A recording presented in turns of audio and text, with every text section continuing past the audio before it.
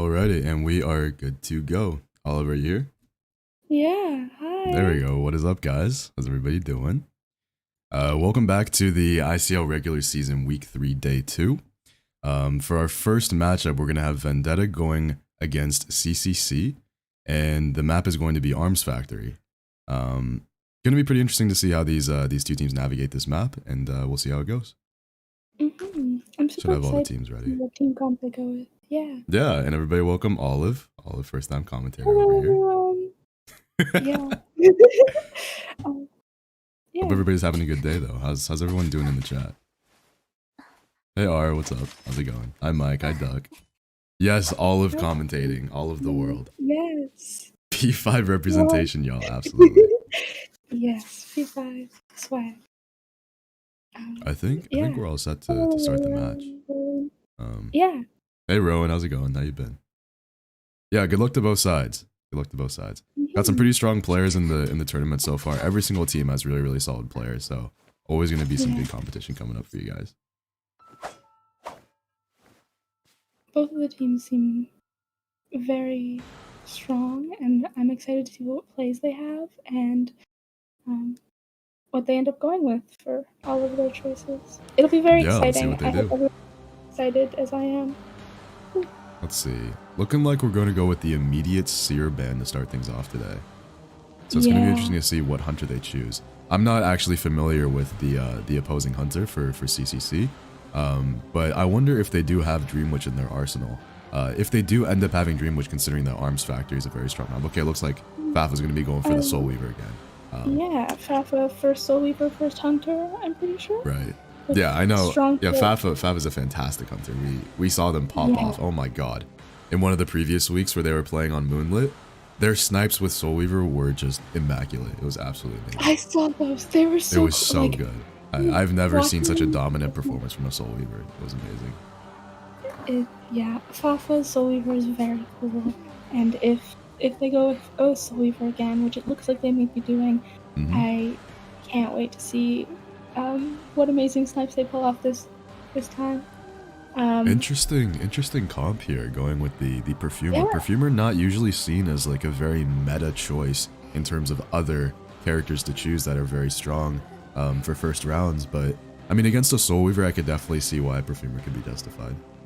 Yeah, with the because when it comes while Soul Weaver's not like a strong chip hunter, she does have that chip aspect and she gets more presence, which if you can manage to avoid that, it's very good.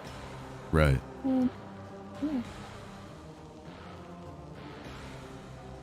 I mean, aside from that, they do have the decoding potential with the mechanic, obviously, and then two very strong kiters / rescuers with the forward and the mercenary, so we'll see how this goes. It should be a very fun match, especially Arms Factory with Soul Weaver. It in my experience, Soul Weaver, this is a good map for Soul Weaver because of the amount of like close tight walls that she can put her webs through. Right. That'd be fun to see.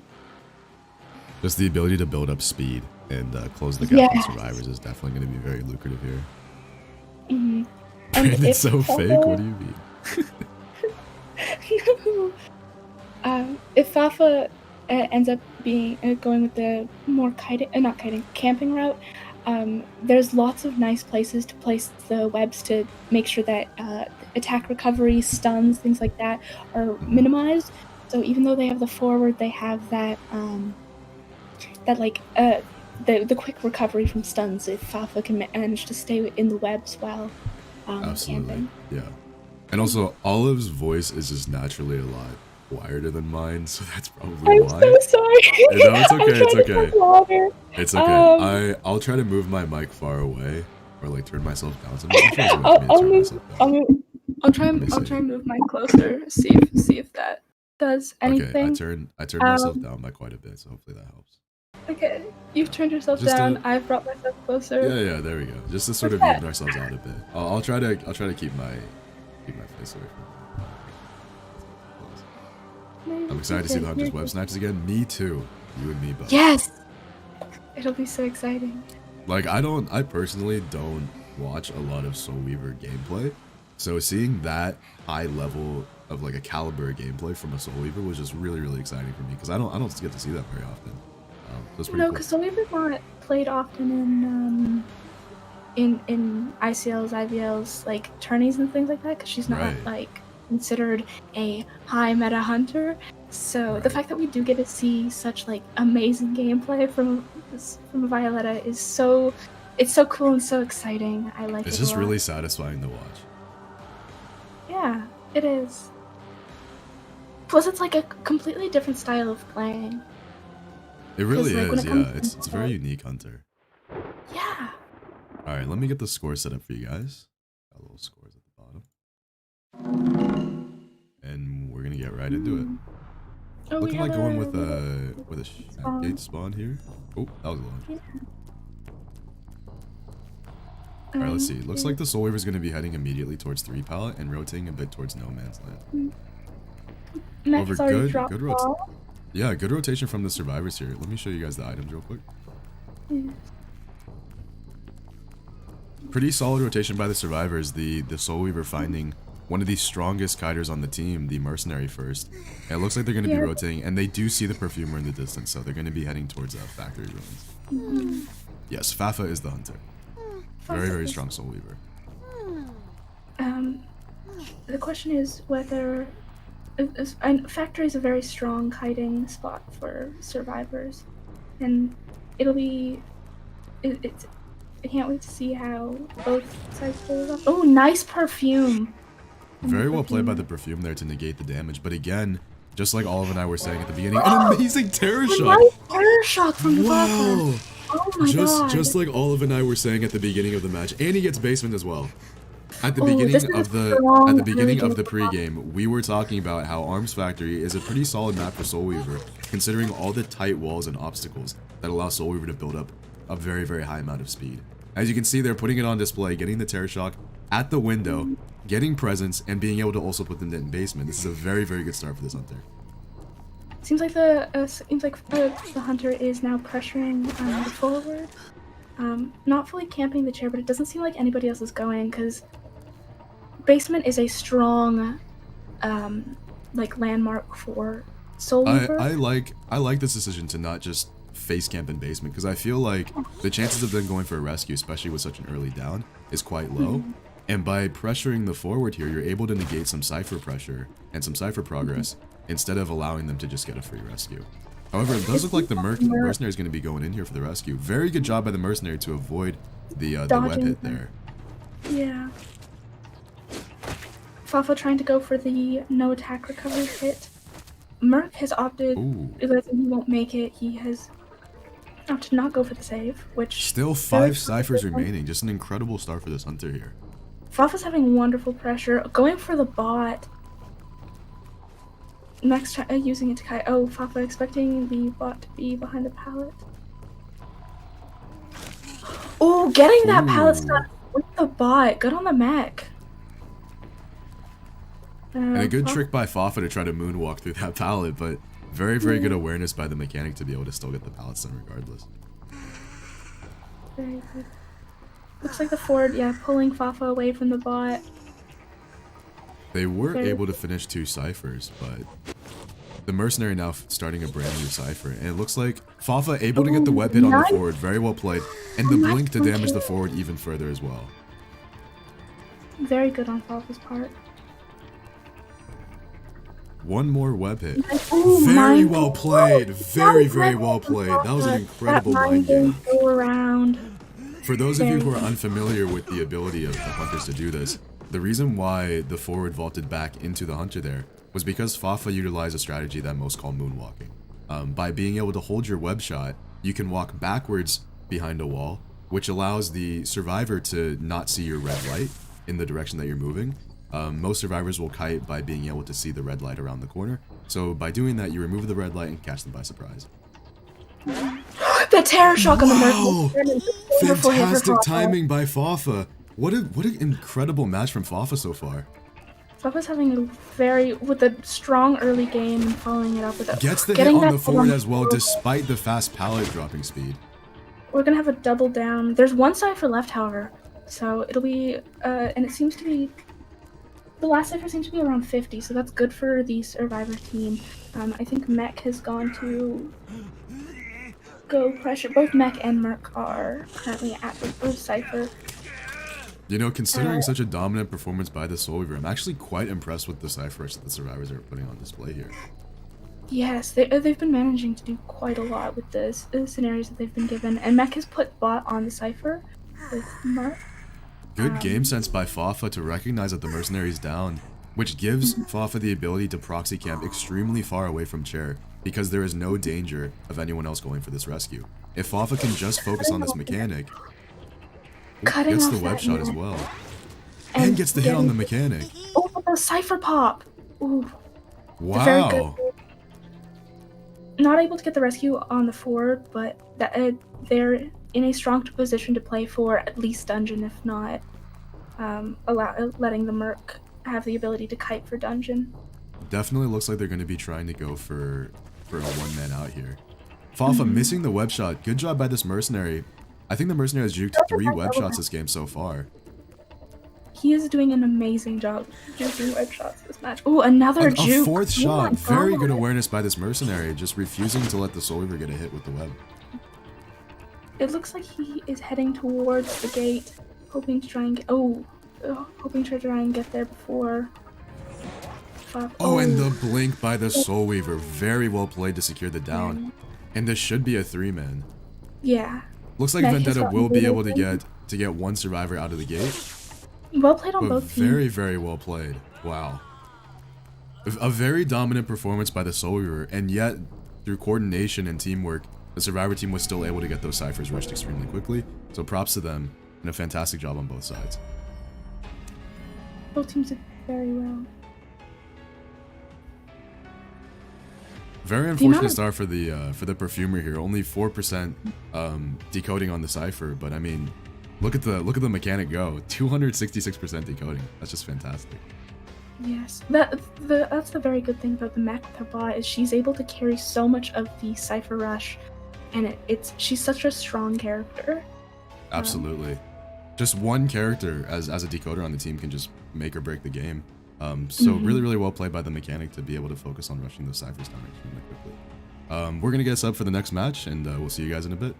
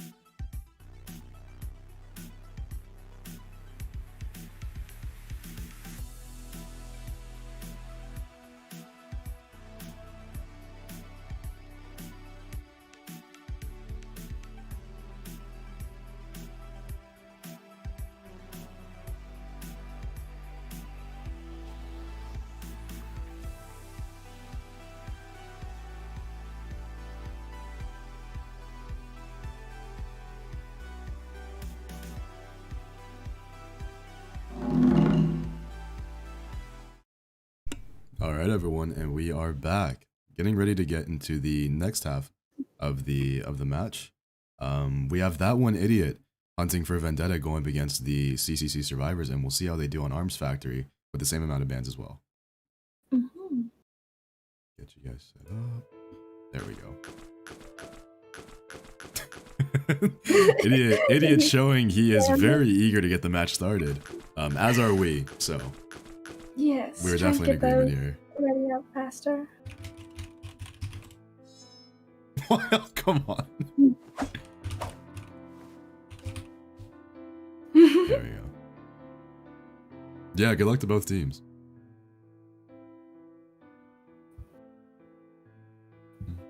Good luck. Let's see. Does anyone know if this will stay up after it's done? I really need to finish my exam, but I don't want to miss the stream either. Yeah, so all of the weeks and all of the matches that are shown throughout the entirety of the season, they'll all be uploaded as an individual stream after the stream is finished. So all of these streams are already set to automatically upload afterwards. So yes, you can watch these matches, even if you are not able to make the actual stream itself. All right, looks like we just lost a survivor. Oh no, they disappeared. Let's see if we can get them back soon. Hopefully it won't take too long. I can't hit my spacebar because my mic is in the way. Do not worry. I've gotten pings. Where am I getting pings? Alright, I think we're finally ready to go. Who's playing right now? Right now we have Vendetta going up against CCC. Yes. We're in the second half of the match, or the first match.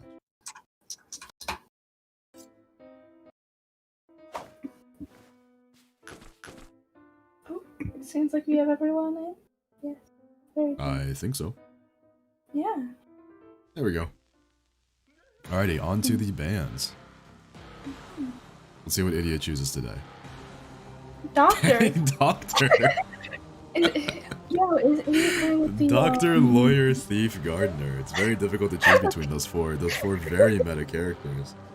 It's the most OP team comp. It's all you get. Right. Seeing the mechanic ban, I would love to see a photographer locked in from idiot. I wonder if he'll do it for the content. I don't know, that starting doctor ban seems like he at least was considering it. Ooh, game Perhaps. Ripper? A Ripper. A Wu-Chen.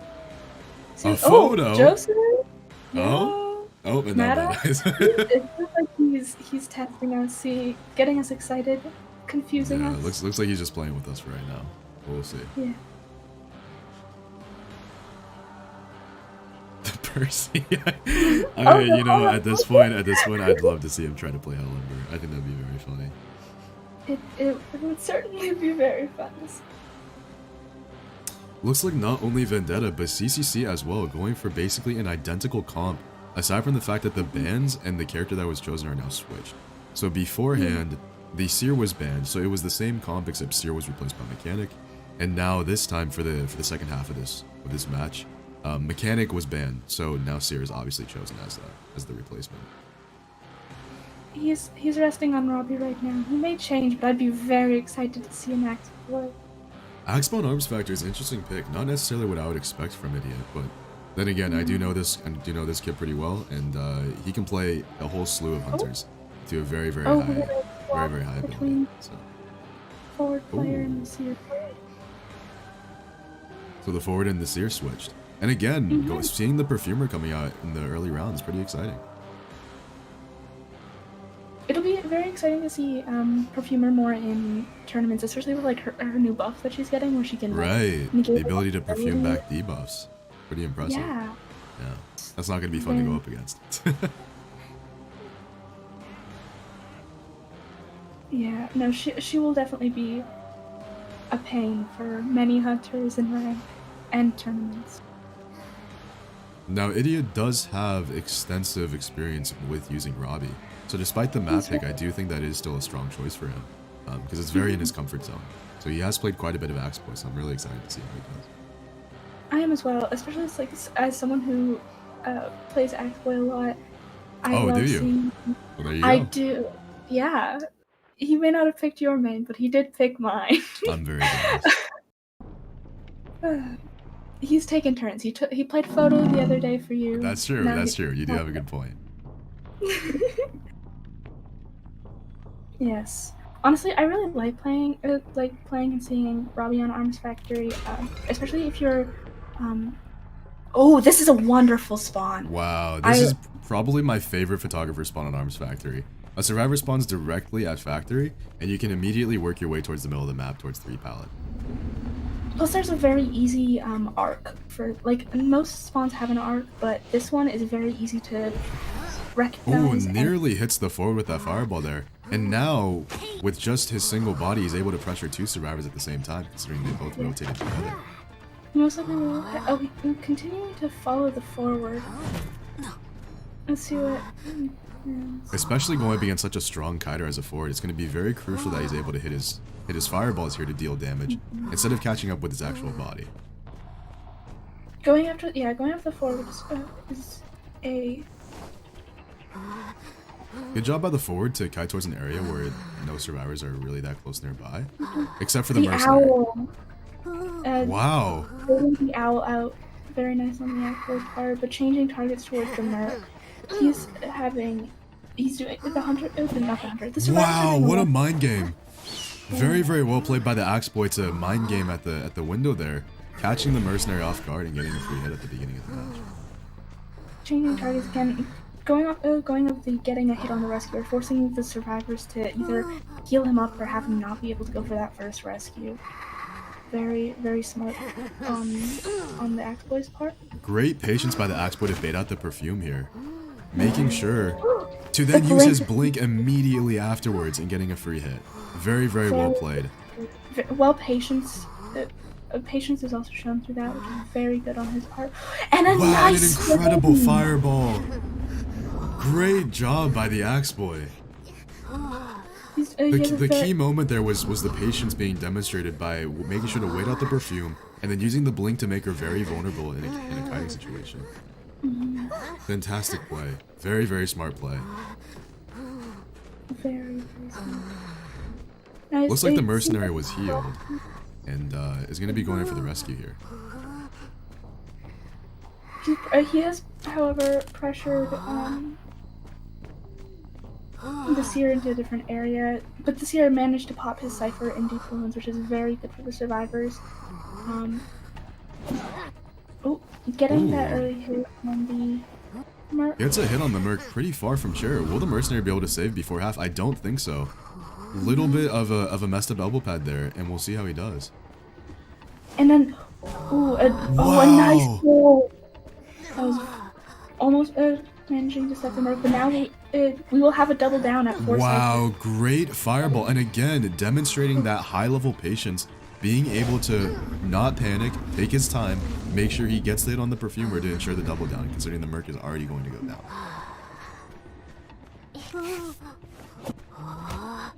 He's put this.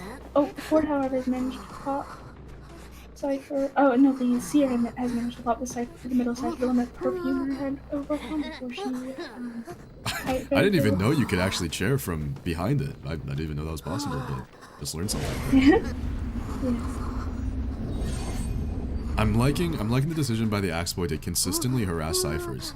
Although Axe Boy doesn't inherently have insane map pressure, his movement and being able to transition from target to target is really making it difficult for the survivor team to rush these ciphers now. He also he's managed to push forward off his cipher, which was nearly primed, which is very good for him because that means that the survivors have to go and pop it.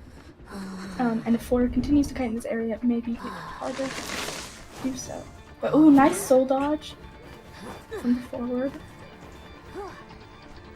Looks like, again, the Axe Boy was demonstrating patience to try to get the double hit on the forward instead of just one hit. But wow, what a clean blink.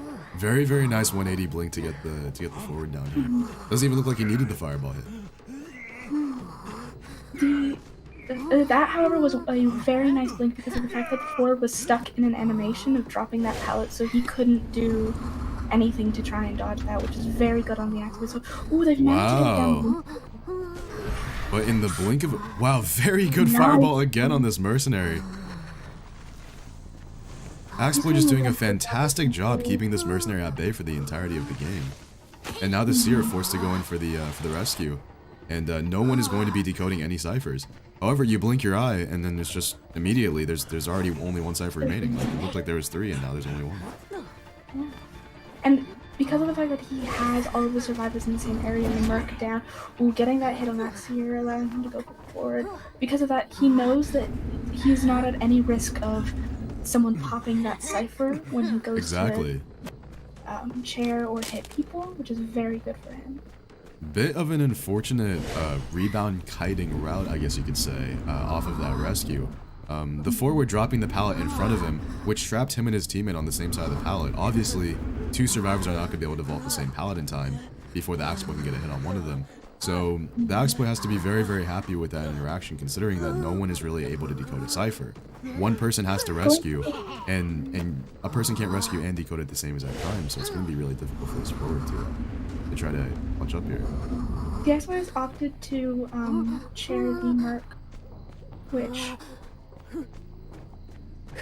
very good, interesting choice. We'll see whether the forward is able to find something or see. Oh, he's looking through the chest right now, probably looking for a syringe or something to sort of be able to try and clutch dungeon. Axeboy, however, is fully aware of where dungeon is. Patrolling, trying to find the forward.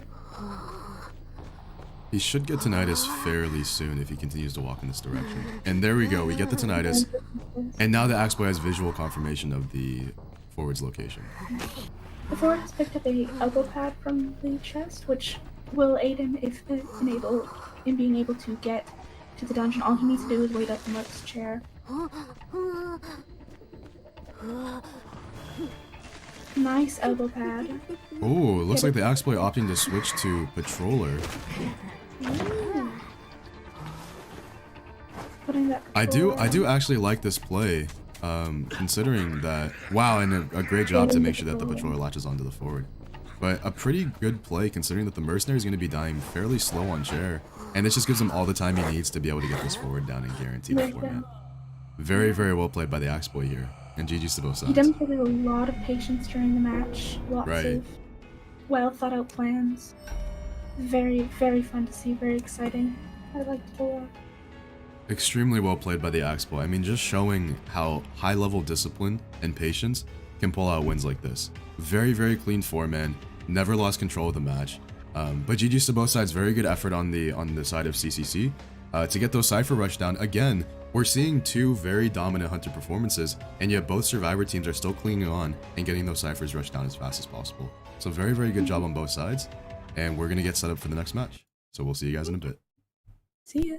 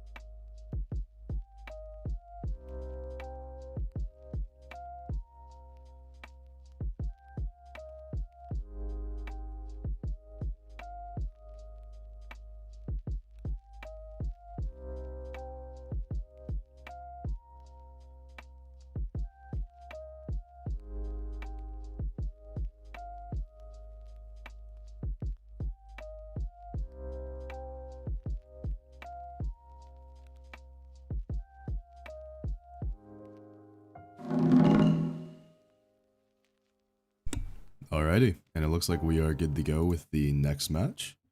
Mhm.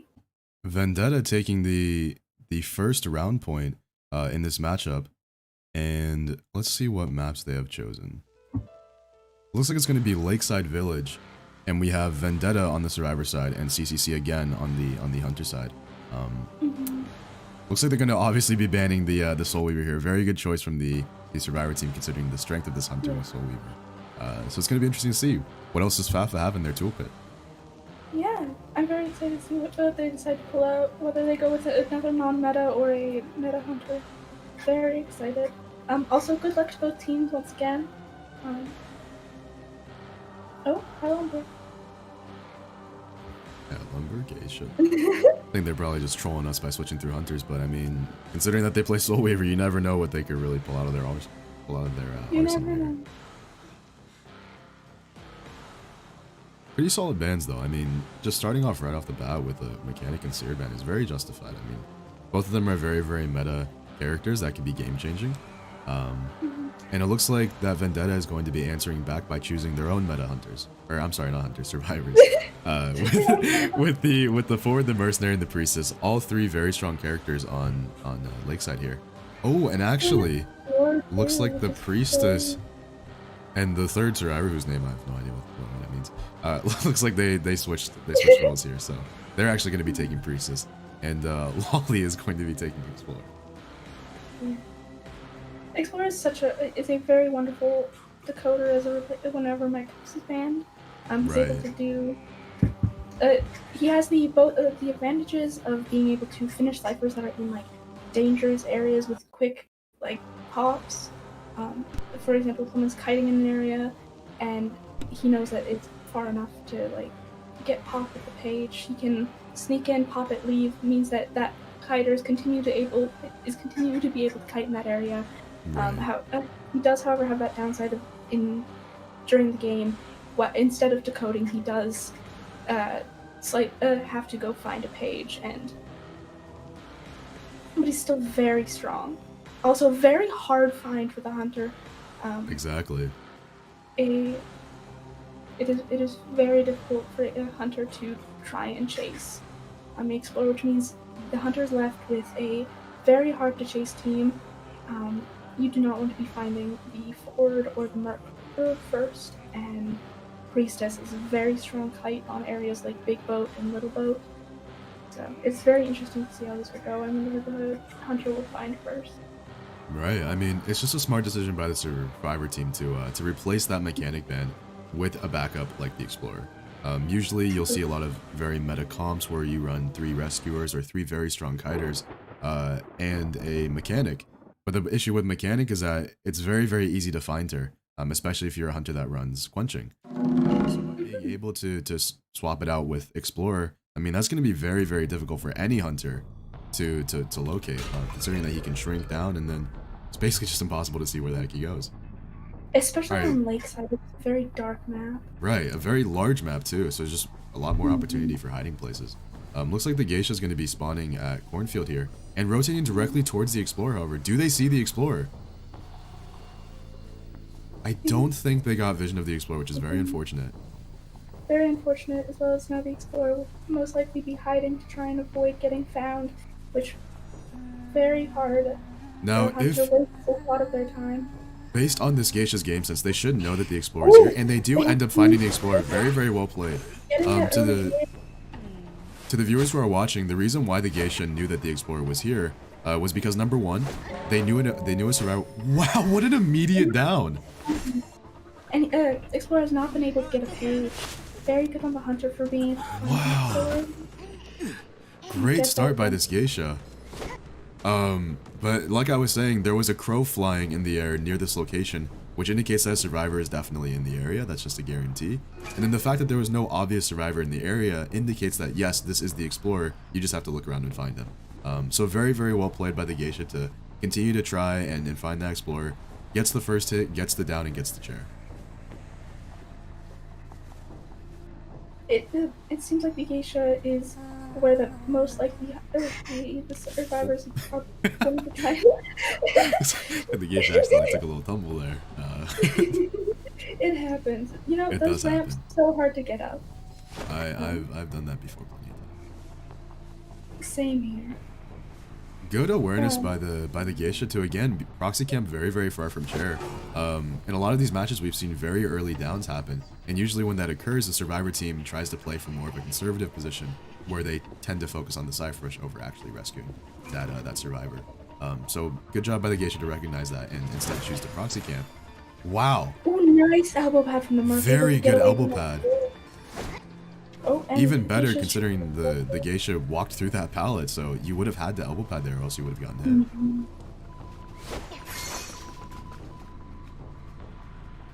Going for the forward now, opting to go away from the Merc.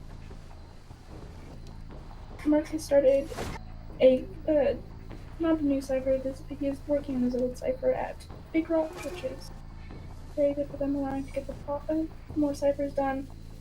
Priestess has managed to pop Bigfoot, which is very good, but very good on Fafa for managing to get such a strong early game. Seems like both of these matches, Fafa has a very strong early game.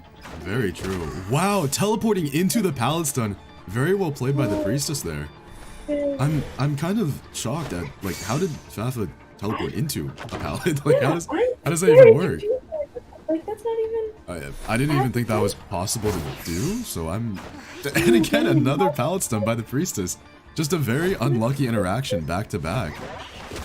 And there we go, Fafa finally answering back with a hit of their own, getting the Priestess while they drop the pallet.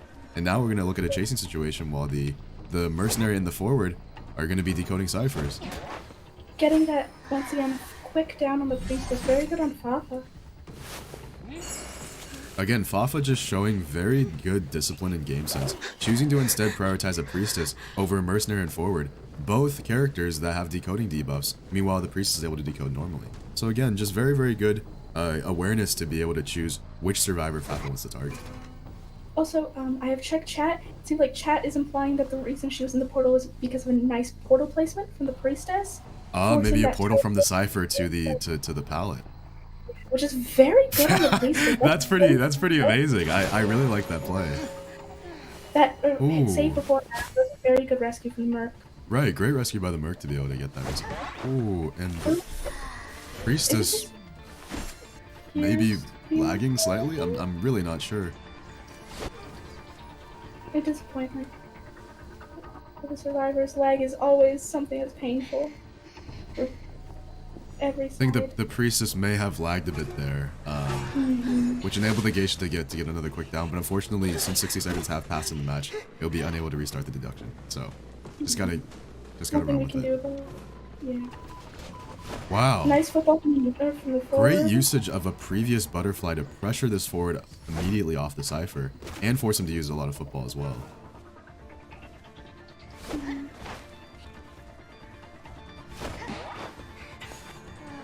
Ooh, gets it on the rescuer, and now the Geisha is definitely going to be focused on getting this Priestess down to secure their second kill of the match. Yes. 2 seconds left, the survivors are doing a good job pressuring characters. Managing to... getting that hit on the Priestess before Tide is up. She would. Great hit on the priestess, and now, very smart decision by the geisha to pressure the forward, ensuring that a stun is not possible. But Mercenary clutching up with the cipher pop, Very, and now very good that on this priestess one. is gone. She's gone. She's gone to Big Boat too, which is a very strong kiting area for Priestess. With Dungeon not too far from Boat, it's at Big Rock, which is. Oh, the geishas opted to change targets. Understandably, Priestess on Big Boat is a nightmare at times. Looks like the geisha is going to be prioritizing the exit gate first. Will she teleport to Cornfield is the question. Does see the trail on the stairs. Looks like the geisha is going to be pressuring this this priestess here, and maybe only playing for a tie. Gets the down on the priestess. Will the geisha be able to teleport before they open the gate? Don't think so. Opting instead to just play it safe, go for the tie, and GG's to both sides. Everyone did good. Oh, honestly, going for the tie was definitely the smart idea. With how fast that priestess heals. If she were to teleport and get back, there's always a chance that the priestess could have healed up by then.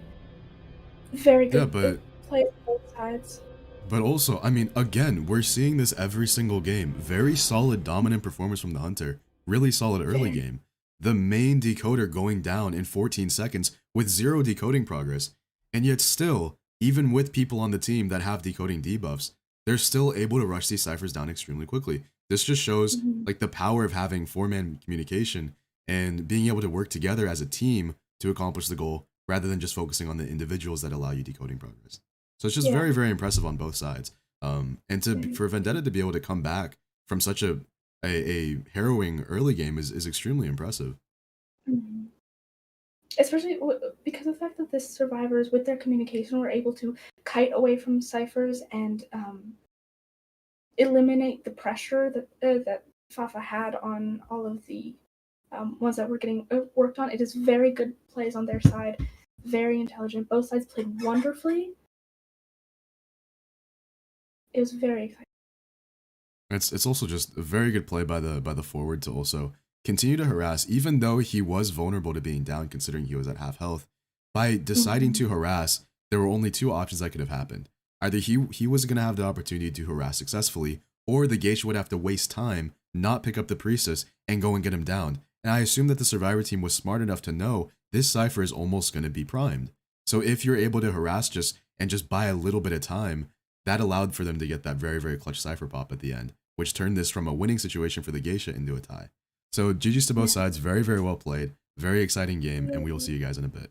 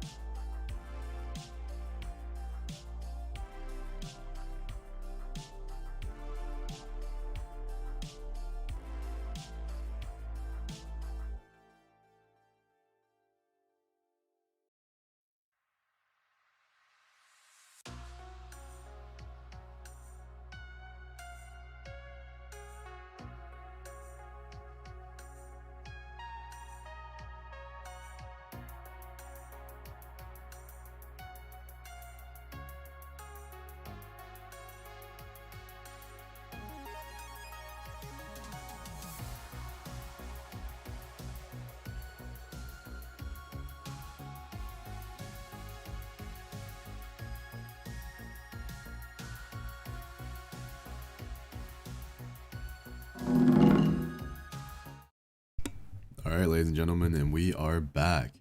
On Lakeside Village, we have Vendetta's That One Idiot hunting against the same 4 survivors from CCC. And again, because this is a second round matchup, we're going to be seeing a Hunter band and 2 Survivor bands yet again, and we'll see what they choose. Are we going for a violet? Interesting choice. Azrael. Oh, Azrael, Hunter the band of banners. alright, looks like they're locking in the Axploit ban. Idiot had a very, very good first match against CCC, and CCC says, no, you are not going to be able to do that to us again. We are banning your Axploit. Very smart on their pick. Going with the Mech and a Merc ban. Understandable. Both of them are very strong survivors, one of them being hard to stuff, and the other having such a very strong Cypher Rush potential.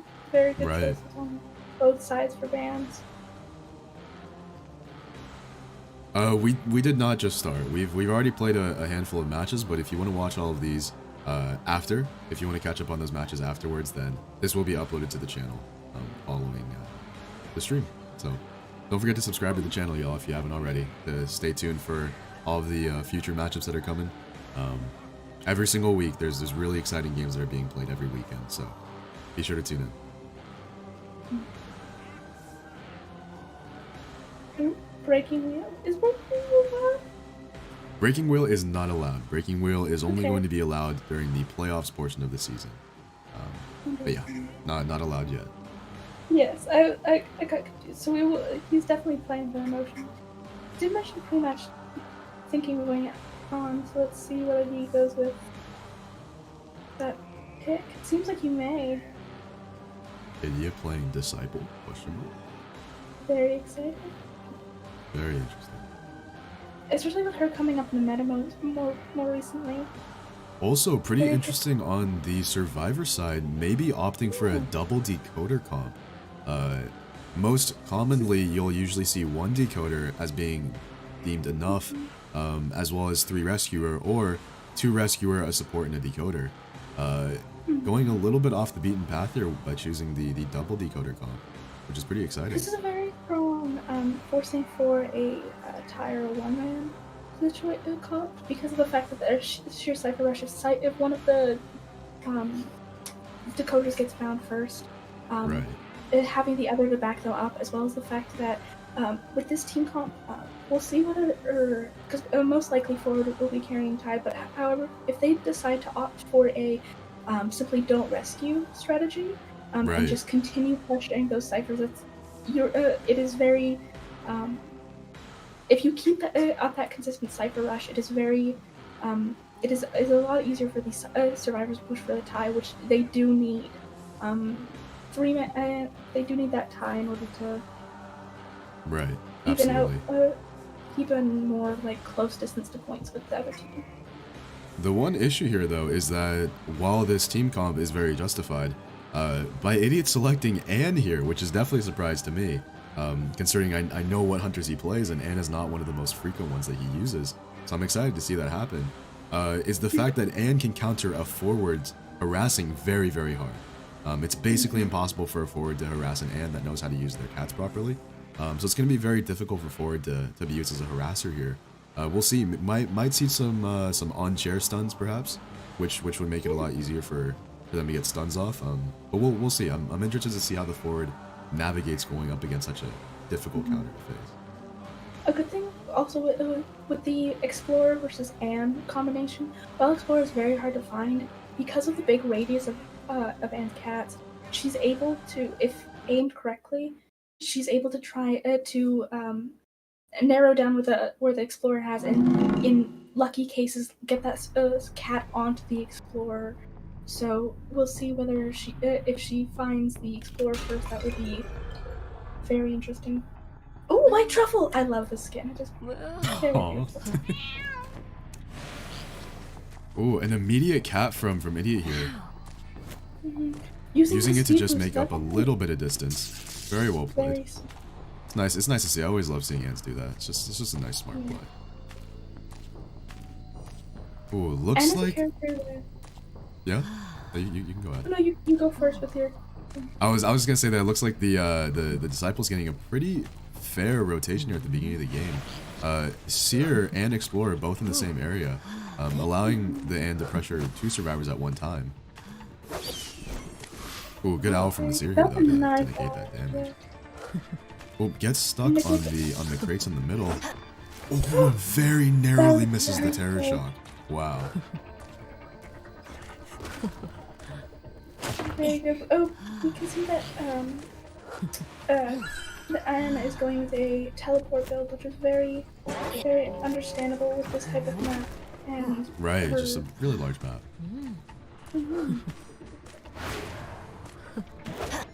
Very well played by Idiot to make the most of his cats there, getting the stun on the Seer and gonna be able to get a very early down. As well as the Owl being gone from the very beginning is just a very, very good start. Again, seeing very, very strong early starts from these hunters. And once again, this is a chair that, in my experience, very good for hunters because while it does have things around it to kite with, transitioning out of that area can be very hard without any support, which now that the Seer does not have the Owl. Oh, a great stun by the forward here. Looks like they're going to be able to pick up a free rescue.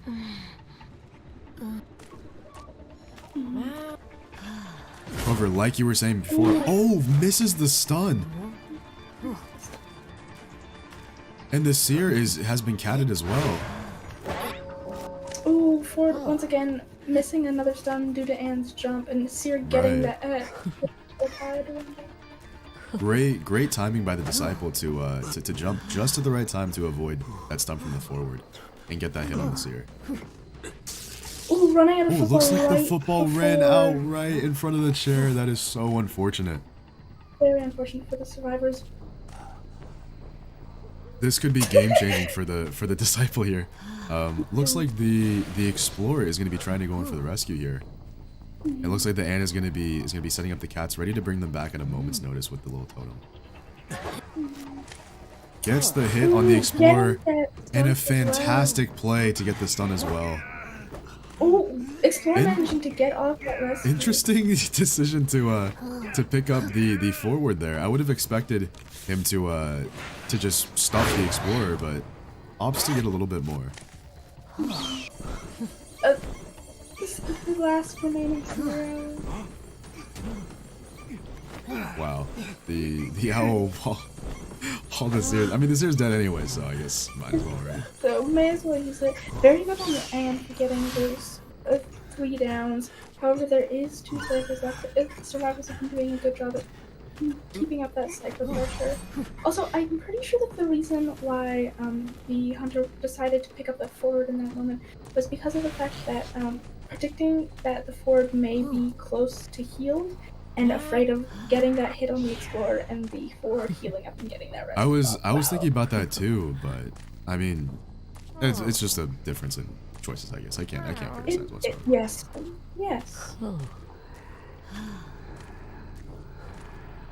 Looks like Idiot is hovering with his teleport.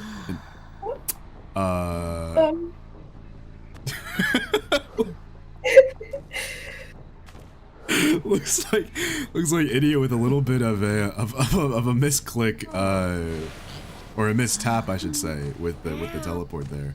A bit unfortunate, and looks like the Prisoner and the Explorer, 2 of the best decoders on their team, are going to be still alive and trying to rush these ciphers down as fast as possible, or play for a possible hatch. Yes, it seems like the hunter seems confused about where they are, and has found that prisoner though. The prisoner moving straight towards it. Oh, narrowly misses the cat. Well played by the Prisoner to juke it. But here, getting a good stun with the cats and a free hit on the Prisoner to start off this chase. Very good. The Prisoner is kiting away from the Explorer. Oh, getting a nice cat off on the Prisoner. Oh, and getting that stun before cat rolls out. For the 360 hit. I don't even know what that was, a 720? I think that was a 720.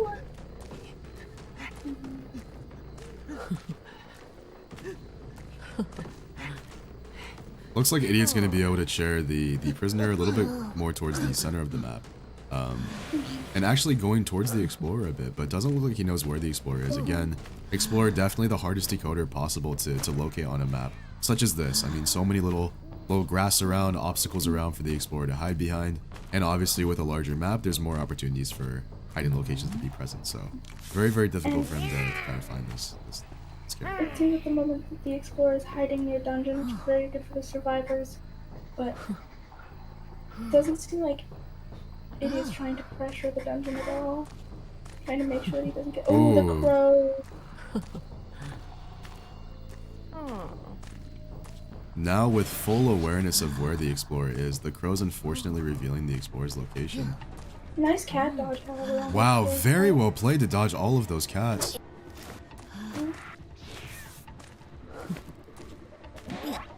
And gets the down on the Explorer as well. Very good plays. I think Idiot thinks that style points is going to help his team win, but I'm really not sure.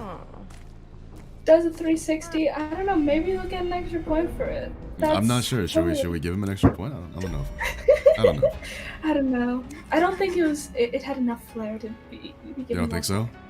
No, I thought it was a pretty impressive performance from the Disciple here on that map. I mean, it is a very large map, so Disciple being able to function pretty well with the range of the cats, being able to pressure people from far away, and then also running teleport, which is a very good build on Lakeside. And as you can see here, the containment time, only the Seer able to hit 60 seconds containment for all of the other characters. Very well played by Idiot to be able to get them down within under a minute. Yeah. Very good plays. A very good plays from both sides. Cypher pressure amazing from Leanne there, and then the survivors had amazing, despite the Cypher pressure, they were able to it's due to all of the kites being below 60, we're still able to get it to those Cyphers left and making sure that dungeon was an option. The crows at the end, it was a very good play for the hunter, very unfortunate for the survivors, but both sides played very well. Yeah, it was a very good effort on the part of CCC, but Idiot showing up with a very dominant AMP performance on Lakeside, and we'll be heading into the next match after this, guys. So we'll see you in a bit.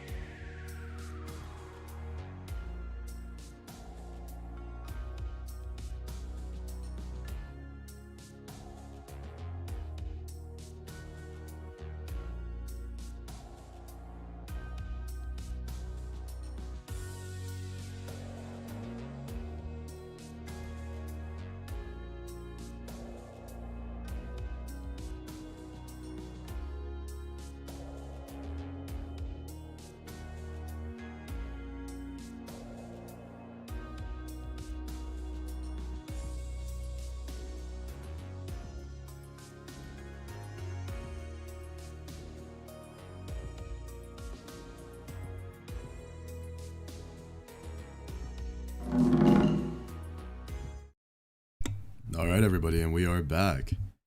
Congratulations to Vendetta for moving on to the next round, and GG's to CCC as well. But now we have to get going with the next match, which is going to be held on Moonlit River Park, and it's going to be TVC going up against LBM's Hunter. Yeah.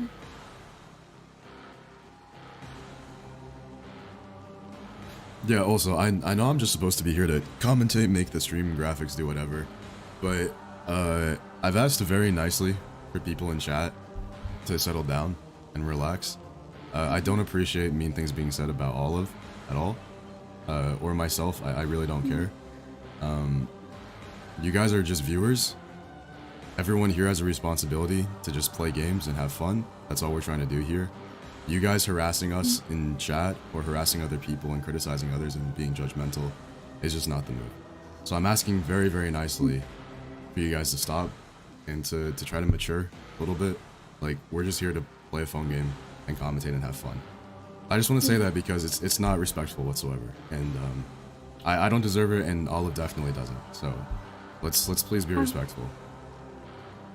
Yes, it doesn't matter to me if you don't like my voice or don't like me, but I just request that you kindly keep it to yourself.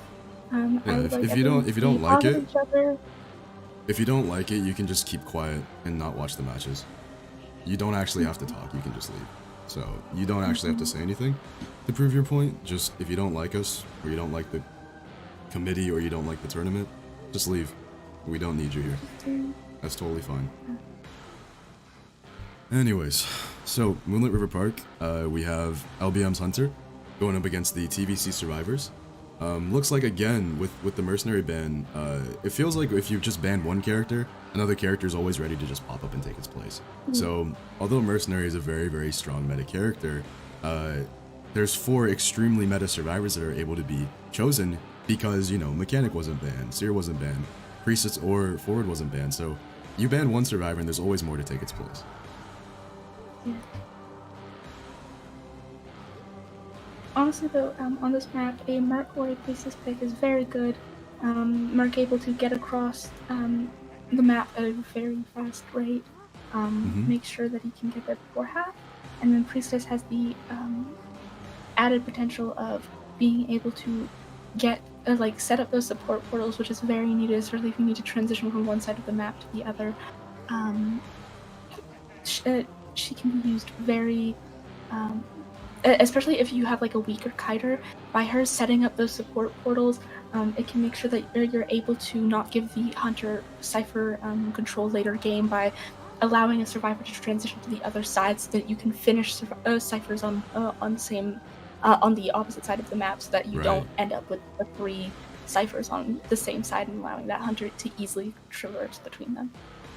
Absolutely, and you know, Priestess is, I mean, setting up those portals for the rest of the team, I mean, she's just such a strong support character. You know, having the ability to put down a world portal and go across the entire map, having the ability to set up just regular portals and use those for transitional kiting in the mid and late game, it's just fantastic. But at the same time, you know, Geisha is a character that does have some pretty cool tricks that they can pull off on a map like Moonlit. They do have the ability to use the butterflies to traverse across the map, go across the river, go across the bridge, things like that. So we'll see if this Geisha is able to, you know, maybe they have some tricks up their sleeve for countering these portals and the transitional kiting of the survivors. Yes, she's a very interesting character, and her butterflies it's such a fun, unique ability that she has as a hunter. Very interesting. I've seen some top geishas play on this map before, and it was really fun gameplay. So I'm definitely very excited to see how this hunter navigates the map and the environment around them.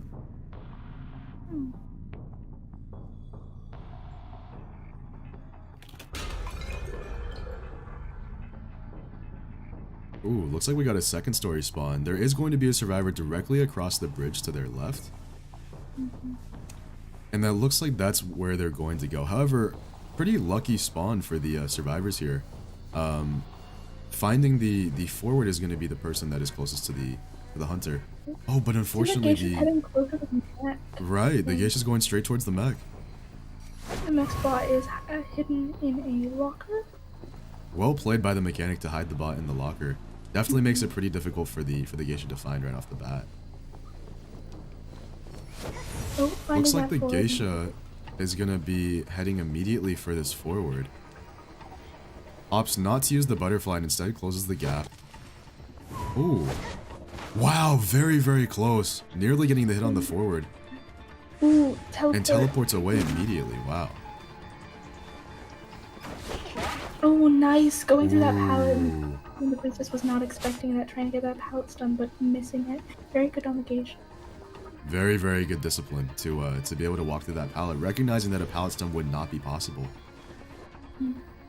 Geisha waiting to see if the princess would double back. She ended up not doing so, which allows the geisha to know that she can go through the portal. Wow, oh no, and the portal not going through the side of 10, instead ending up in the middle of the chairs. And wow, I don't even know if that was intentional or not, but able to bait the owl out from the seer. I'm pretty sure the geisha used an emote at that moment, which tricked the seer into believing that she was about to swing. Ah, I see.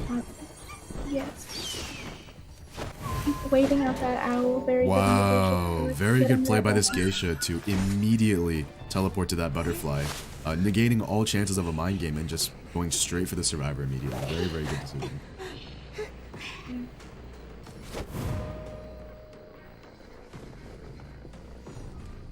Pressuring this forward. Very good, very good. Good pressure on the forward, and yet, I mean, the mechanic and her bot still able to decode. And I think these ciphers are going to be popping very, very soon. We're trying to go for the no attack recovery fall. Very good attempt on the geisha. Very good dodge from the forward side as well.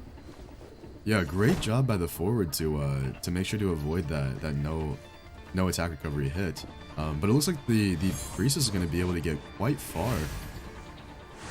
Uses the teleport mid-chase to close the gap and gets the hit on the forward. Very well played by this geisha. Very, very good on the geisha's part. An interesting decision as well to switch targets from the priestess to the forward. That's an interesting choice, and I want to see how it plays out for the rest of the match.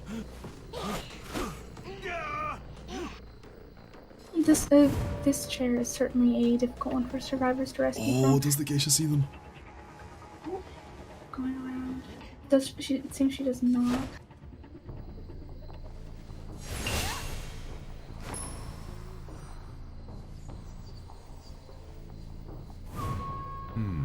Wow, what a teleport to that butterfly. And now the geisha able to locate the priestess again, and the forward is going to have to be saved after half. This is a very, very good situation for the hunter. Seems like the seer is going for that save. And the seer with no more owl, the geisha is just able to get a free hit on the rescuer. Now, will they be able to get this forward down? If they can, they'll be able to secure the first kill of this match. And gets the hit on the forward. And that's going to be the first kill of this match. Yeah.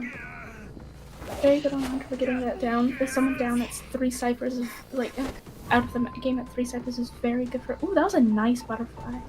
That was pretty good. It's very interesting that the survivor team has had the decoder up for this entire time, and yet it almost feels like the ciphers are going down slower than the other matches that we saw previously. Yes. It seems. I feel like that's due to the fact that the hunter has had lots of pressure on all of the other survivors. Right. Forcing the seer to go and heal that the priestess in 2-story. Going for that forward, which means that he can't just go back into code or get healed from somebody else. There's been a lot of pressure. Oh, that was a nice butterfly. Wow, what an incredible butterfly to get through the wall. Very, very good. Now, there is only one cipher remaining, but a good job by the geisha to negate that cipher rush by just continuously switching targets, making it very, very difficult for the survivor team to get the ciphers down. However, it looks like they're going to be disengaging from the chase and instead prioritizing on focusing on the ciphers to make sure that these ciphers are not able to get primed. However, there was a lot of progress on this cipher in 2-story. We'll actually be able to see right here, getting it to around 50%, and now going to be chasing the mechanic up in 2nd story. The survivors have also done a very good job on spreading out the remaining ciphers that are left. We have one cipher, the one in 2-story, on the 2-story side of the map, We have one at third stop, and we have one at the Cipher Bridge, which is very good. They're decently spread out. They are closer to the center of the map, but they're far enough apart that it means that in order for the geisha to pressure them successfully, she does need to do a lot of traversing, allowing them to get progress on the ciphers. Right, and it looks like the geisha does have vision of the priestess and the seer. Gonna be going for the seer here, which is probably good for the survivors, considering that the seer is the one person on their team who still has full health. Wow, very good dash with the butterfly there to get the hit on the seer, and now every survivor on the team is one shot to this geisha. However, will they be able to get one of these ciphers primed up? Looks like the geisha able to get the down on the seer before the cipher is able to be primed. And now the mechanic and priestess are opting to heal each other up rather than attempting to rush down the cipher. Yes, that is. I feel like that is a reason why the hunter opted to go for the series, because it puts them in the situation of needing to heal up. Because while you're still able to go for the rescue hit cipher pop, the hit pop rescue, it does mean that the hunter then gains more distance, because you have to take that time to, instead of run away and get to a better area to kite, you have to take that time to rescue, and by that time the hunter is recovered. So absolutely, it's a very good strategy on both the survivors and hunter part of, one, trying to heal up, and two, making sure that nobody's full health for this later. Oh, a very good portal by the priestess there, able to just narrowly escape the attack of the geisha. And now it looks like the geisha is going to be focusing on trying to get this mechanic down as soon as possible. Nice. Great stun by the mechanic. And now the geisha opting instead to focus on the ciphers rather than chasing an individual target. Does have the teleport ready, looks like they're holding it. And they might end up just going after this priestess and ignoring the seer and mechanic for right now.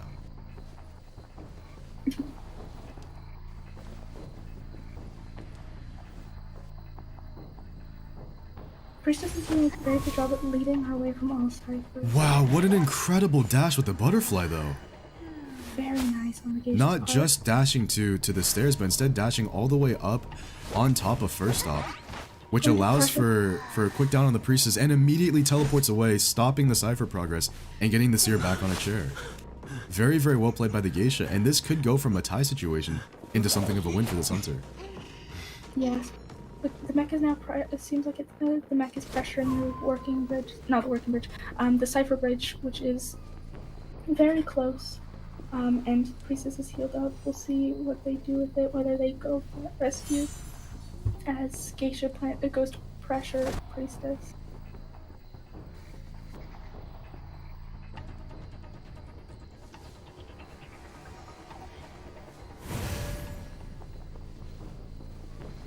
A little bit of a staring contest there between the geisha and the priestess. One just waiting for the other to make a move. And now it looks like the geisha is going to be deciding to move towards the last remaining cipher. The mechanic able to get the cipher past 90%, but unfortunately, the geisha reaches it just in time to prevent it from being able to be popped. Wow, again, incredible butterfly dash. Getting the terror shock on the mechanic, stopping the cipher progress, and now this is looking like a win opportunity for this geisha. The geisha has shown throughout this match that she has wonderful practice with the butterflies and is able to pinpoint good locations with them to like pressure survivors and make sure to get those early downs. Like that was a wonderful butterfly. She was able to get that terror shock, which if the mech was able to use that boost and transition, may have been harder for her to get. But now she's in a wonderful position.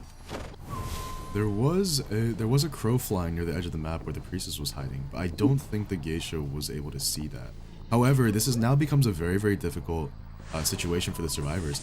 This geisha always has the constant ability to use their teleport trait to get back to the prime cipher, as well as the ability to just move around the map very quickly with butterflies, and now the crows unfortunately exposing exactly where the priestess is.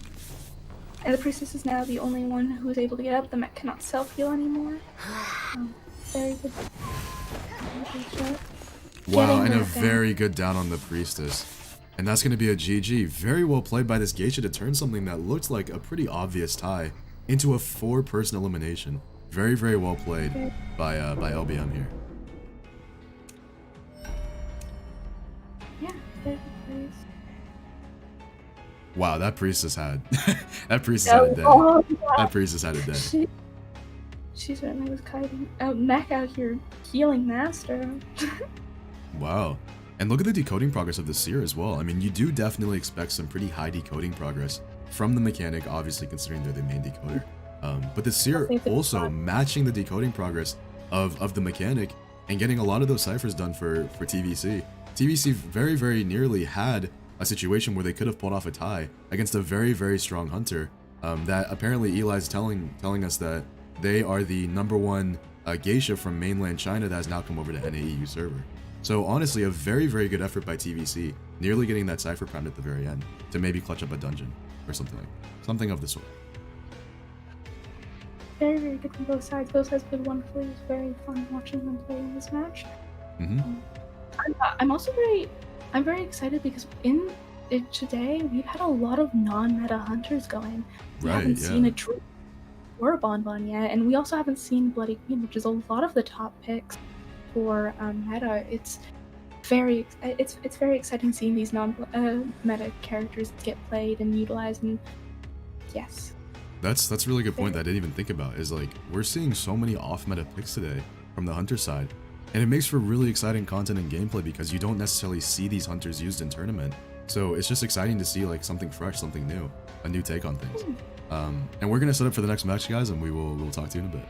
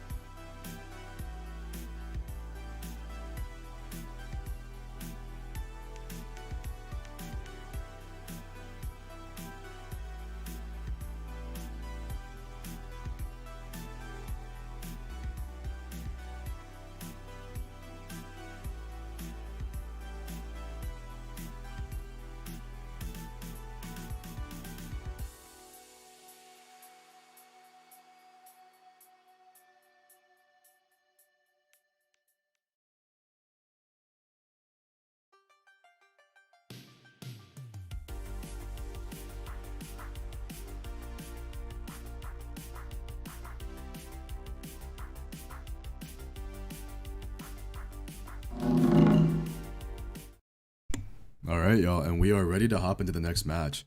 Back at it again on Moonlit River Park, and now we're going to be seeing TVC's Hunter going up against the 4 survivors that LBM has to offer. And we'll see how this goes.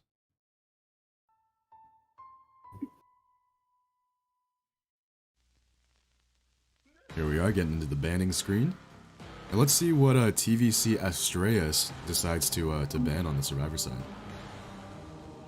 I wonder if they'll stick with the non-meta, or whether they'll go to someone that we've seen a lot more of, like Dream. Ooh, looks like they're automatically hovering over Priestess and Mechanic. And opting to ban the Priestess. Very, very justified pick, especially for this map. Certainly.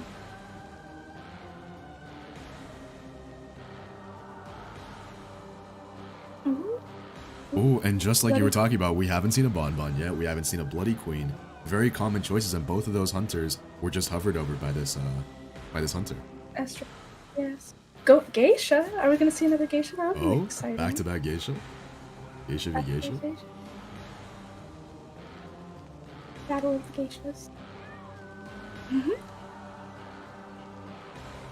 Yes, I wonder what's going to go with this. What's going to happen? The Geisha pick would be very fun to see again, especially on the same map. See how she utilizes her butterflies and how she pressures. Honestly, and again, like, oh, I'm sorry, go ahead. I was just supposed to say, I'll be happy no matter what hunter they play.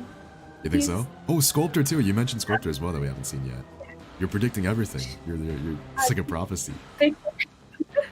And I think maybe you're a Sirkini. I don't know. Well, possible. Sirkini on main.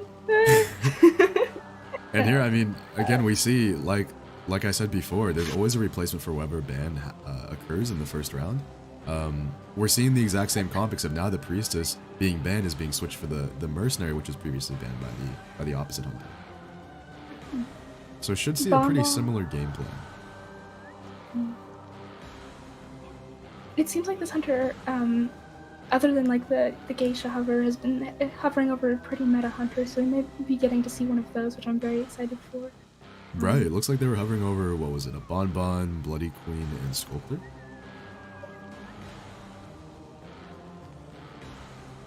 It's all of getting genocide live. I don't know what you're talking about. I would never do such a thing. Pittykins on the ICL stream.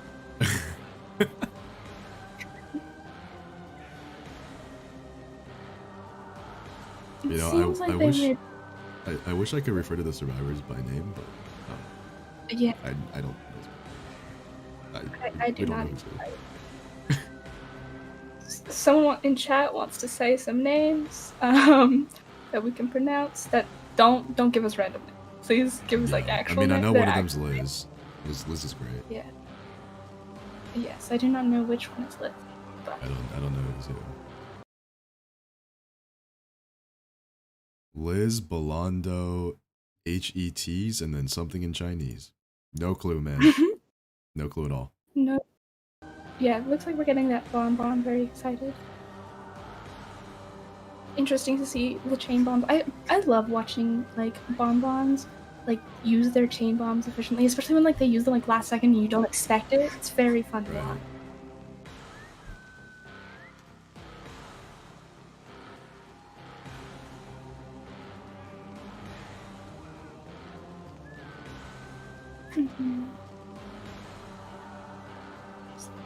Seems like we're just waiting on the hunter to pick maps. Very understandable. Maps can be confusing, especially when you're altering them to team comps.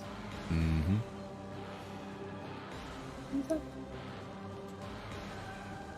Looks like a pretty solid choices from both sides. Gonna be seeing a pretty meta game here.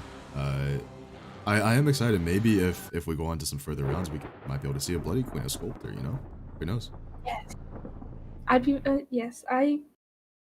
While the meta hunters are played a lot, their gameplay is also very fun to watch. Ooh. All right, let's go.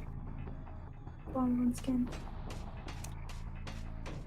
Looks like the Bonbon is going to be heading immediately for God Counting, which is a very, very fortunate rotation for this hunter.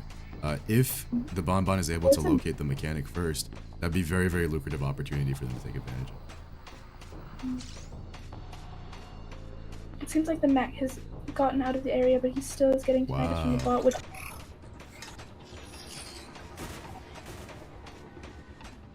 Mech going is starting to kite with the bot now that she's gotten some distance to try and last as long as she can. Oh, the bot the bot getting terror shocked. Very unfortunate there, giving quite a bit of presence to this Bonbon, unlocking his first ability. Very good for the Bonbon to get that terror shock early on the bot. And now the Bonbon is going to have immediate knowledge of where the mechanic currently is. Looks like they're going to be rotating to go and try to find the decoder. Mech is and spots that blood trail. Unfortunate for Mech. Dropping that bot and trying to get as far away from this. She's doing very good. Making it so that when she does, if she gets on chair, she still has that bot pressure. Oh, spotting the bot again. Although the Bonbon technically rotated into the mechanic first, which is usually a very good opportunity for survivors. This bot kiting has been quite good, just buying just enough time for the survivors to start getting their ciphers done. And now the forward, even with the decoding debuff, has a cipher already past 80%. Very impressive. Very good. And it seems like the forward is going to be the one to get the first cipher done too, which is Mech getting crows. But the fact that the forward is able to get his cipher done before everyone else is, it means that he will be able to go for the terror shot. Very nice on the Bonbon. Great terror shot by the Bonbon. Now actually come harass. Well, if getting that, canceling that dash and making sure that he does not get stunned out of the balloons. Great job getting the hit on the forward, and now the forward going in for a very long stun accidentally goes into one of the obstacles near the chair, effectively canceling that stun and giving the Bonbon a free chair with the mechanic. 2 ciphers is remaining, however. The survivors have a wonderful cipher rush going on.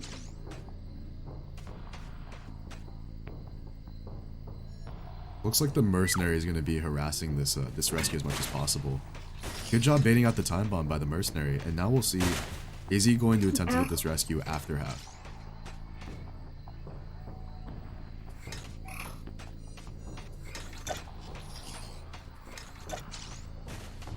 Still harassing with bombs, and you know, although Bonbon is an extremely strong camper, his main downfall is that he is very easy to cipher rush against and is more of a tie hunter due to the fact that people can just harass him and, you know, not even rescue, which just buys a lot of time for cipher rush to occur.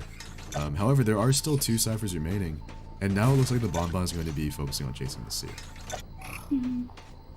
If he is able to get that early down on the seer, nice owl trying to get it from the hip, but it seems like it was baited. It seems, Mark and Ford are indeed healing up at the moment. Wow, very, very well played by the seer to juke out all the bombs, making sure that the only time the Bonbon is going to be able to get a basic hit on them is after their owl is already expired. So that owl definitely very, very useful in buying them 15 seconds of time to extend their kite. Oh wow, I'm very surprised that hit.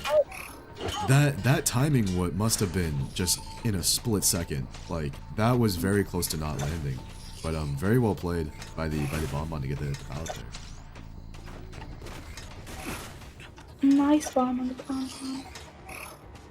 Trapping this forward and he goes towards getting that down. Wow. Smart play by the Bonbon to utilize the bombs to basically sandwich the forward into an impossible situation.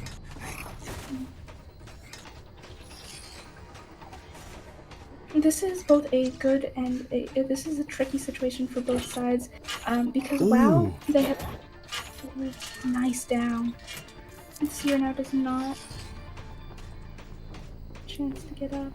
Going for that forward, they put themselves in a situation because while the last remaining ciphers are spread out, the ones that they have worked on the most are both on the same side of the map. Exactly. Which means that if they try and pressure both of them, they're stuck in this situation of just consistently trying to kite, trying to avoid getting, like, especially now that the forward has been shared on the last cipher. Ooh, gets the hit on the mercenary. And now both the merc and the forward only require one more bomb hit or a basic attack in order to force him to go down. Gets the hit on the forward. And now the merc able to transition away from the chair. And the bonbon now goes back to harass the seer off of the cipher. If the bonbon can get the seer down here, don't forget that the seer is without self-heal. And so now is a liability to the survivor team if they happen to go down. So if he goes down, he's forced to heal. Oh, there we go. He's forced to be healed by a teammate while they opting not to leave the seer on the ground. Maybe they were worried about an additional cipher being able to be rushed down, and not sharing the seer would just enable him to get up with borrowed time. So maybe just playing it safe there, opting to not just leave him on the ground but actually put him on the ridge. Yes, it seems like the merc has opted to start another cipher, leaving him at 50, which is a smart idea, especially with that bonbon consistently pressuring that cipher.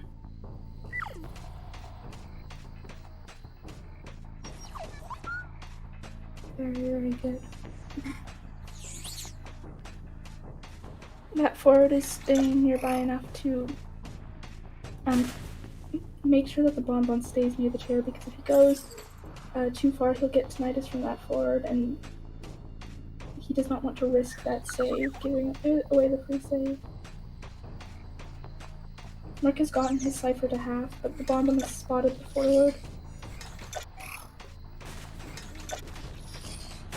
Now harassing the forward with multiple bombs. We'll see if any of these are able to actually connect.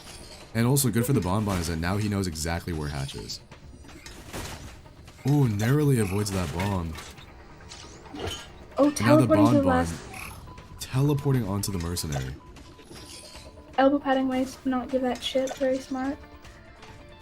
Because he is simply one chip down. Right, and the mercenary did have 3 elbow pads left. Now only has 1. And we'll see what the bonbon decides to do. Bonbon seems to be checking the Yeah, I think the bonbon's thinking that the forward may have rotated down the edge of the map to the last cipher. But in reality, the forward has rotated all the way back towards behind tent, and maybe they can get the cipher primed in time. Wow, what an incredible time bomb from the bonbon. A very good prediction of it. I hope it gives predicting that where the merc would be and getting that bomb. Looks like he's looking for the merc now. Will he be able to recognize that the merc was downed behind 2-story? Looks like he will. Yeah, it has. Oh, the forward so close to priming the cipher up. But unfortunately, the bonbon is going to be able to pick up the mercenary for the launcher.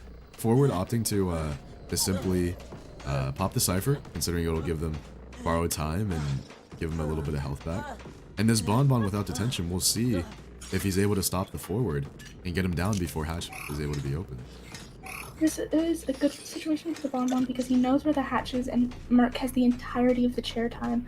So if he simply goes towards the a dungeon, at this point he would get tinnitus, but he's not sure whether or not the forward is planning on pressuring the gates or go for that dungeon. Very tricky situation. The bonbon now just trying to find the forward and get a read for where he's located, and does still have the teleport if he needs to get back to chair. It seems like forward is going for the first stop gate.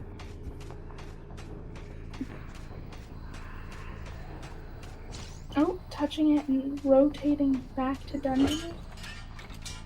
And then bonbon goes teleport to gate. Very, very smart. Good job by the bonbon to recognize where the forward is, and an incredible bomb by the bonbon, forcing the forward out of his pocket watch and getting the immediate down without any chance of a hatch. Very well played. Very, very nice. That was an intense match. I wasn't really sure what was going to happen throughout the entirety of it. Honestly, at the beginning, I thought the survivors had a really good rotation, like for early game. I thought they were doing just fine. Yeah, the mech had managed to rotate long enough to confuse and get those ciphers popping left and right, which Cypher Rush is a scary thing. And then have the Hunter, however, did pull off a very nice cipher pressure at the end game, and able to make sure that nobody gets, like, when a rescue gets off, that nobody fully gets away. Somebody always gets down, which is very good. Right. And although at the beginning the rotations were pretty solid, considering that the mechanic was able to buy basically 2 ciphers of decoding progress of time for her team, the issue was that the mechanic as the main decoder didn't actually get any decoding progress at all, due to the Bonbon consistently harassing her in the early game. However, pretty impressive here, looking at the Mercenary's decoding progress, a debuffed Mercenary getting 254% of a cipher decoded. That's pretty impressive.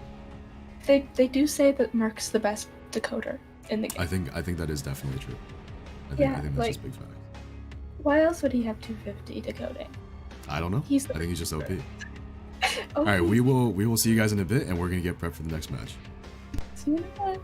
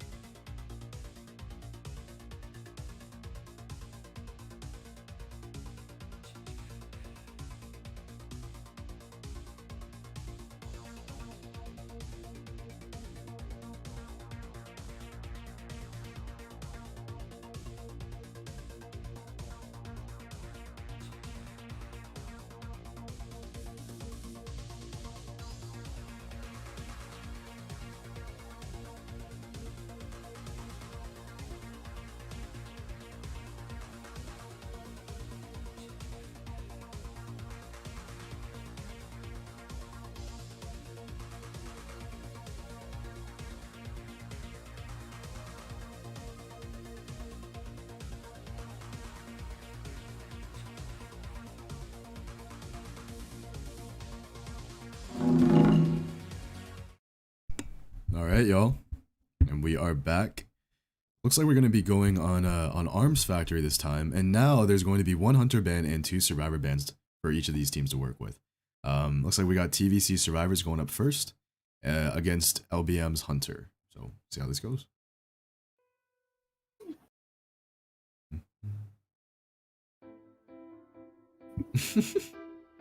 Not all of being Sim 4. Where am I Sim? I'm sorry, Azrael. Yeah. I'm here. It's okay now. I'm just neglected. No. I'm just gonna go credit wherever you can go. No, You can take it. It's okay. No, it's okay. My Sims are your Sims. We can share them. We can share Sims? We can share Sims. God, that sounds kind of frightening. What does that mean? I don't know what that means. I don't want to know what it means. It just sounds frightening. It just scares me. Right. Okay. Ooh, the immediate Dream Witch band. You know, a very, very justified band considering the map. Arms Factory is well known to be one of the strongest maps for Dream Witch. Just very, very easy for Dream Witch to exercise control over the entirety of the map and pressure all the ciphers at once from the middle. So, a really, really good justified band. Yes. It's a very good map for Dream Witch because of the fact that it's able to like sorry, I forgot words for a minute. No, it's no, okay. I was just laughing at the chat. Yeah. Yo, what is this? Communism? Yes. Communism with the Sims. This is yes. Oh, looks like we could be going for another Axe Boy. Apparently this is Ching. Or King, however you pronounce that. I think it's Ching. I'm really Ching? not sure. Oh, yes, I'm pretty sure it is. Yeah. Well, I do know that Ching's Axe Boy is very poggers. I would say that much. It is very swag cash money. Yes, it is muy poggy woggy, as they say. I cringe so hard internally saying that. I don't think you have any idea. that's worse than what I was saying at VC the other day. Oh my god. I said that so that Ali would get triggered. I'm so sorry for that alarm. I forgot I had it set. It's okay, no worries. I just said that to trigger Ali. Was the only reason. No, my wife. Don't do that to Ali. Yeah. Also, Lala Loopsy. Hello. Handshaking. What? Lala Loopsy in chat asked for me to notice them. I'm noticing them. For you to notice? Oh my god. Yeah. I'm sorry. I have to. Not Dazza pulling up with the sussy wussy. Oh my god, not the sussy wussy, please. Not the sussy wussy. What is better, chat? I'm gonna need chat to answer. What's better, sussy wussy or boggy woggy? Like, I don't actually know which one is superior, but one of them has to be better than the other. I'll let chat decide. Yeah, chat. Damn, everybody just wants you, Olive. I'm so sad. No, it's okay. It's okay. They can send for me, I'll send for you. We're set. We're good. Damn. We're set. That's, yeah. There you go. It cancels out like PEMDOS. It cancels. It just evens out, yeah. Yes, the map. Ooh. Is this the first wildling that we've seen today? I think it is. You know, I'm not gonna lie. I'm gonna be pretty upset if this wildling does not use the new beer belly skin.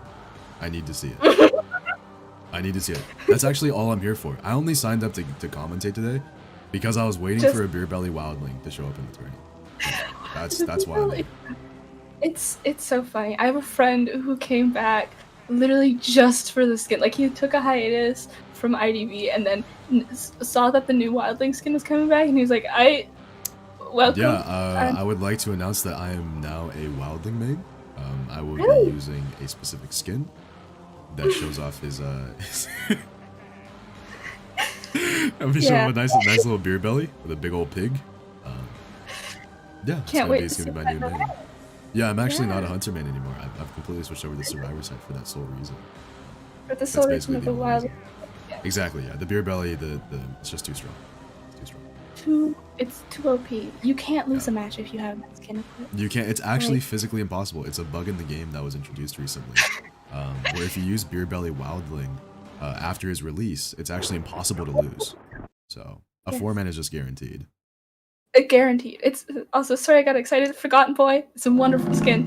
Axe Boy skins. OP. I think it's kind of meh in my opinion. I Yeah. think it's a little. You can have fun with your wildlings. I don't. Kind of looks like the aftermath of like a compost pile, but I mean, whatever floats your boat, I guess. Looks like we're getting one of the earlier spawns that we saw on this map, spawning right next to the tank near Shack Gate. And it looks like Ching is going to be rotating immediately towards 3 pallet, and we'll see how the survivors are able to rotate against this hunter. Oh, seeing that soul on the seer, very good. Going to cut him off, make sure that he can't vault that window to get speed. Very good. Getting rid of that pallet, that is a strong pallet, and to get rid of it so early is very good for the hunter. Very strong pallet. Looks like Ching is going to be focusing primarily on the seer in terms of first chase. We'll see how the seer is able to avoid these fireballs if they can. Ching going for the speed boost. Wow. I really like the decision by Ching, actually. I think the game sense there was saying, okay, the seer is obviously going to move horizontally to juke out my fireball because he's expecting a fireball. So instead of actually using my fireball, I'm just going to use it to close the gap, right? Wow, and there we see it. Go, the snipes. Yeah, and that was also a very good decision on his side, because if he gets that first hit as a regular attack, and he can make sure that he doesn't use that owl, by getting that fireball as the second hit, meaning that if he does use that owl, it's okay because he can quickly catch up and get that regular hit on for that down. It's very smart choices. Wow. That was a beautiful snipe with the fireball there. And also the pallets here are dropped, so none of those can be used to prevent Ching from getting the hit immediately once the rescue has occurred. And especially with a pallet, the pallet is important as the one right directly in front of the chair. If that's destroyed, if a survivor tries to go through that route in order to rescue, Ching can easily just body block. Absolutely. And there we see it again, another fantastic snipe from Ching, able to get the hit onto the forward.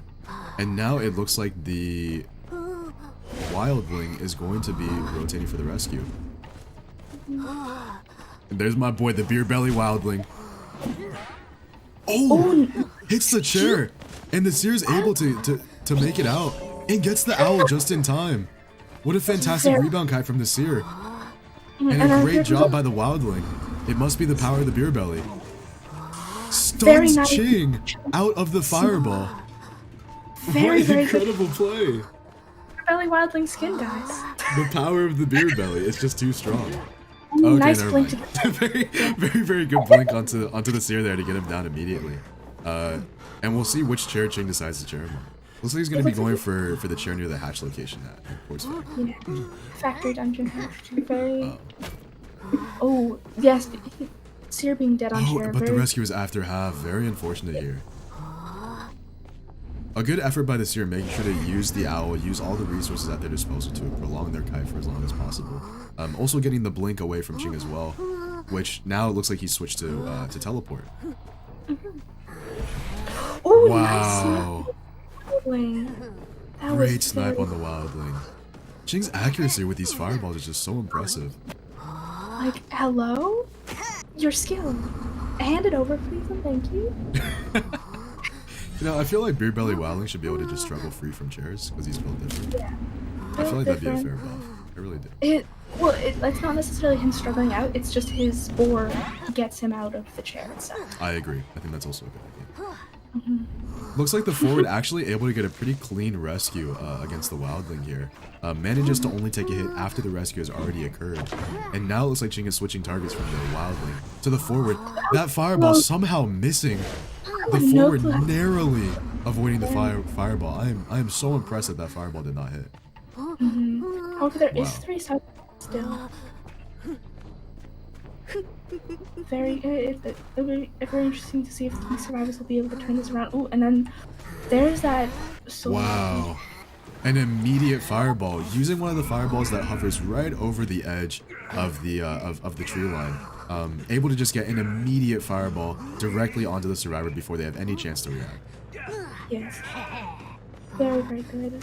And the basement too is nasty. Basement rescues against Axe Boy, especially when he has that full presence to slow you down every step of the way. Absolutely. It can be very difficult. Using that soul to try and see if he's able to pressure Cypher is very, very good. Ooh, Looks like the wildling is going to be trying to oh, he's gonna look to chase the wildling here actually. Which does not seem like. Oh. Ooh, very nearly gets the hit onto the wildling there. Oh, nice soul. Wildling tries to dodge, but with the tree in the way, there was no way that dodging that direction was possible. Very nice. It would just soul. be far too difficult. And then because of the angle that Ching pulled it at, dodging the other way would have been even more difficult.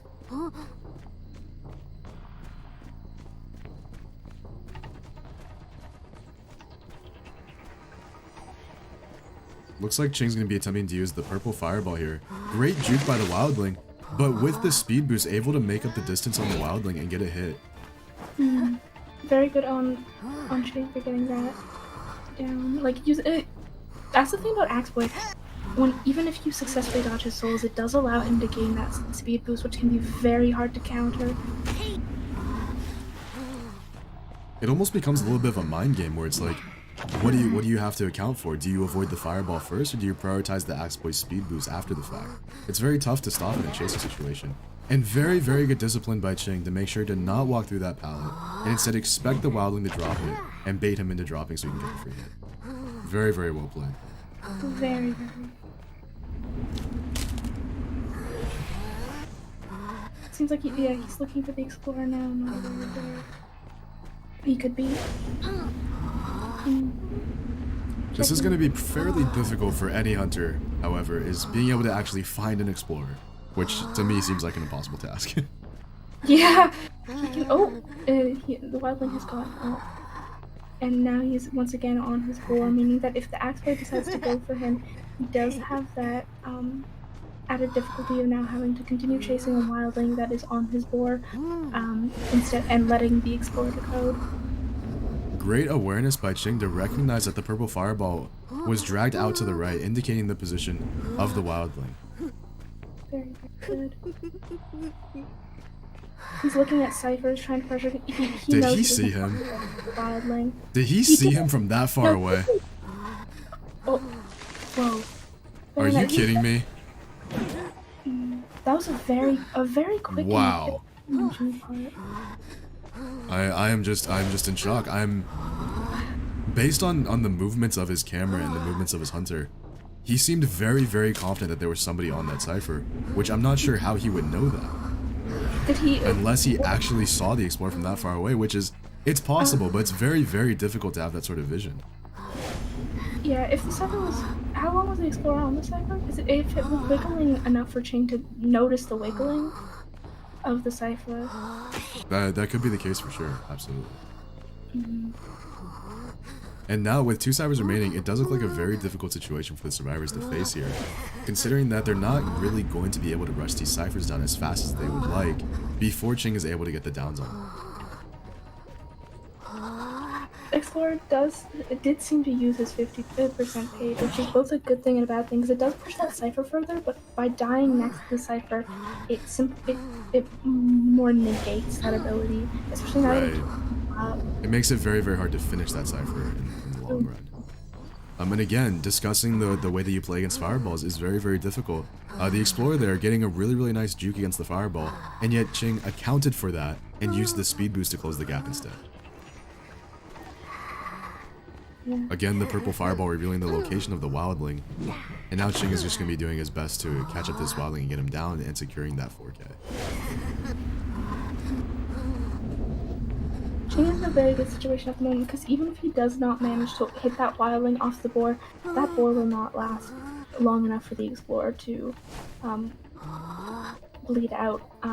So he has there is a very likely chance that Ching will be able to hit him down before the dungeon is open, because that was nice fireball dodge, and because of the fact that the pallet's there, he can't really use that speed boost to catch up.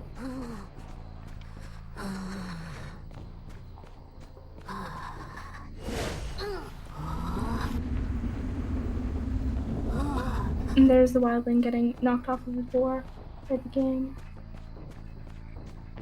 Looks like he's charging up a fireball, getting ready to try to hit this wildling. Will he get the hit?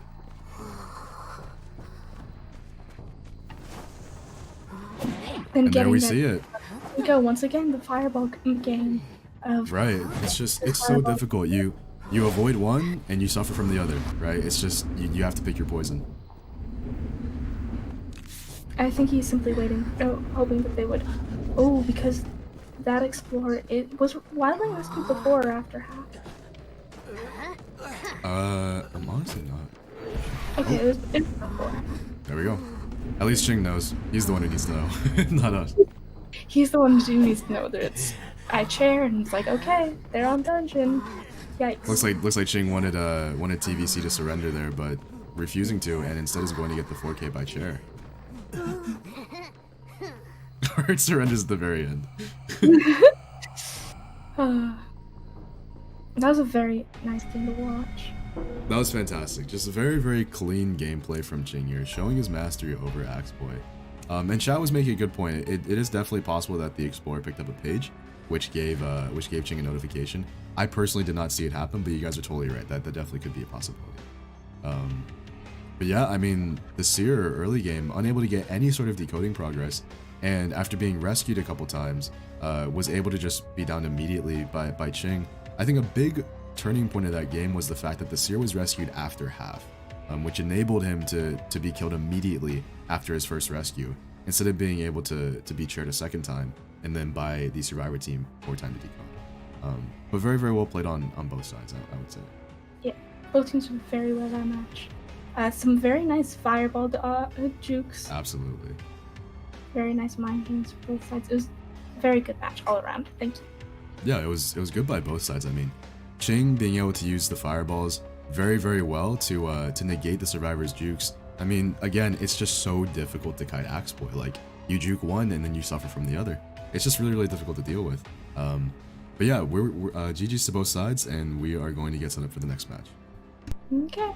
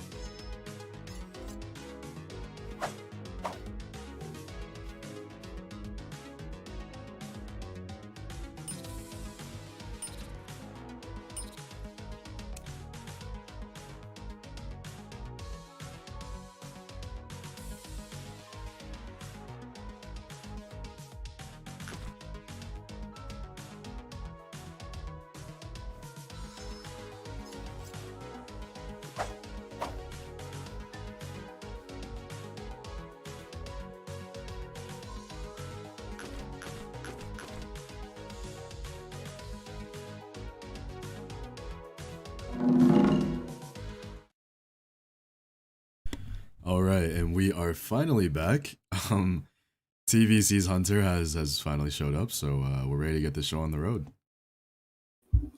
Very excited. Mm-hmm.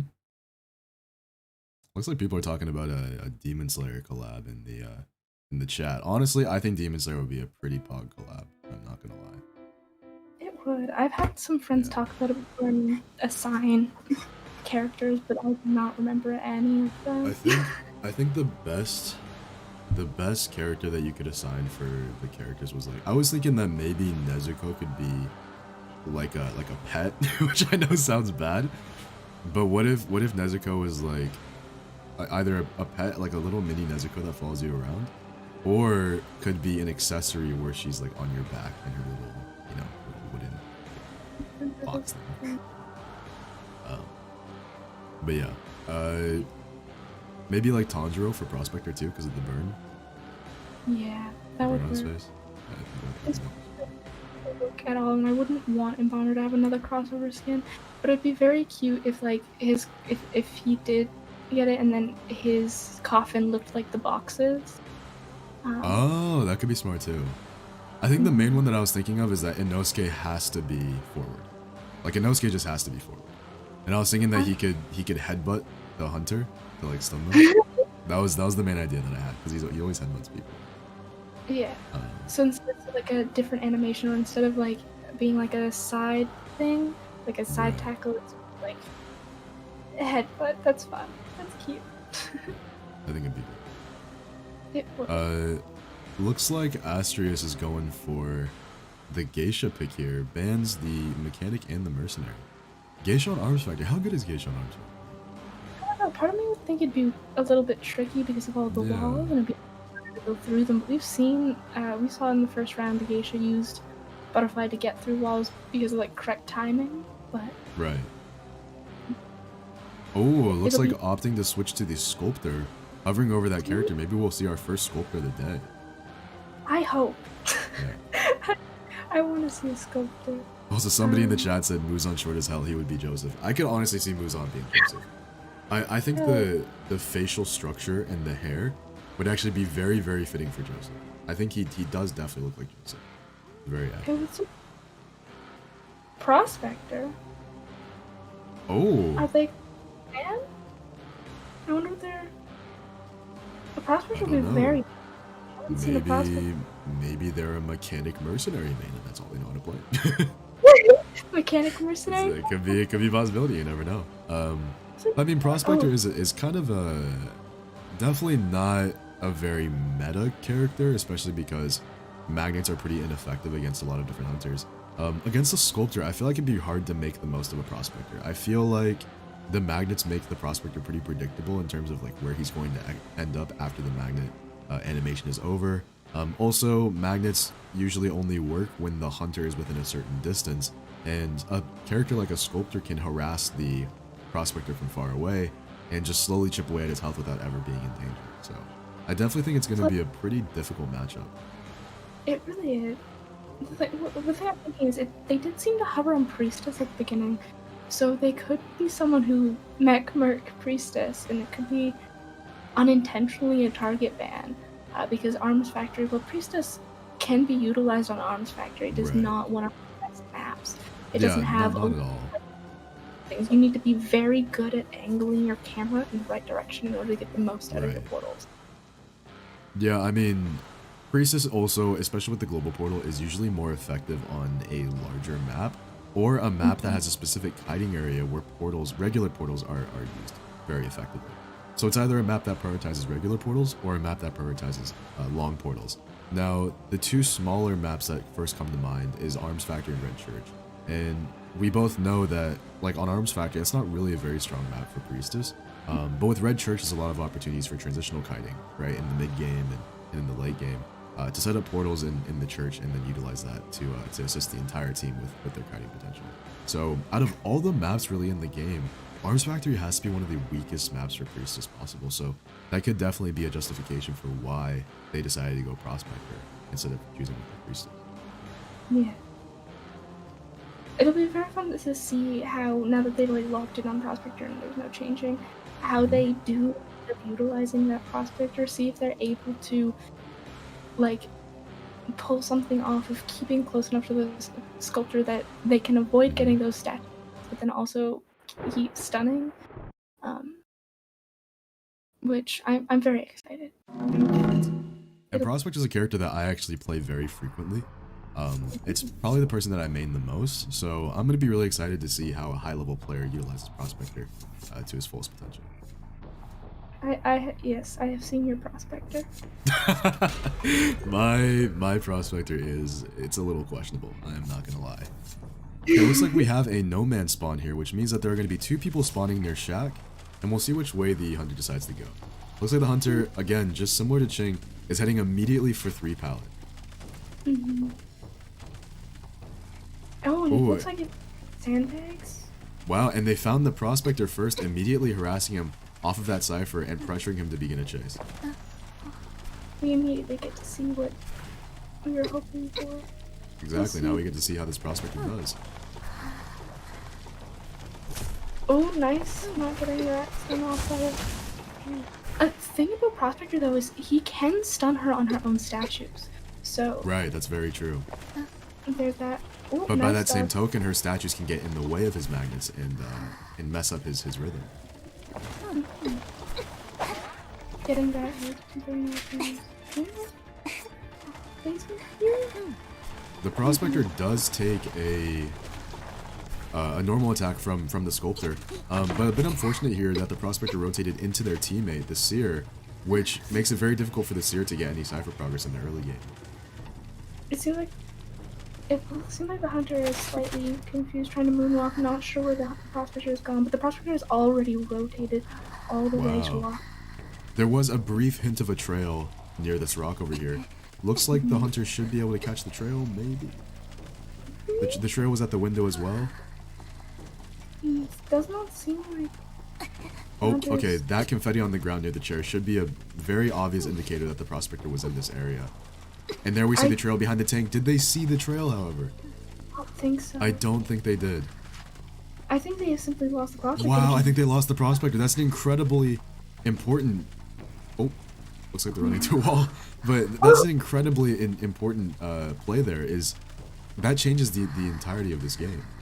Because it forces the hunter to change targets, find somebody else, knows where the Seer is, which is very good. But at this point, a cipher has already been popped, and because of the fact that the Prospector has not been shared, yes, you can heal the Prospector up, but that's kind of renewal of the game. Like, right. Does get a really good statue hit on the Seer here from quite a far distance. But again, this is a very, very difficult situation for this hunter here. Basically, that Prospector being damaged and chased in the early game was just completely wasted by the fact that he eventually escaped with no vision or knowledge of where he could be. This hunter is, it seems like a very big fan of utilizing that moonwalk. Yeah, they really do love moonwalking. Prospector, we saw it just now trying to get the window, and then once again, in order to try and trick the Seer that they weren't in the factory. Right.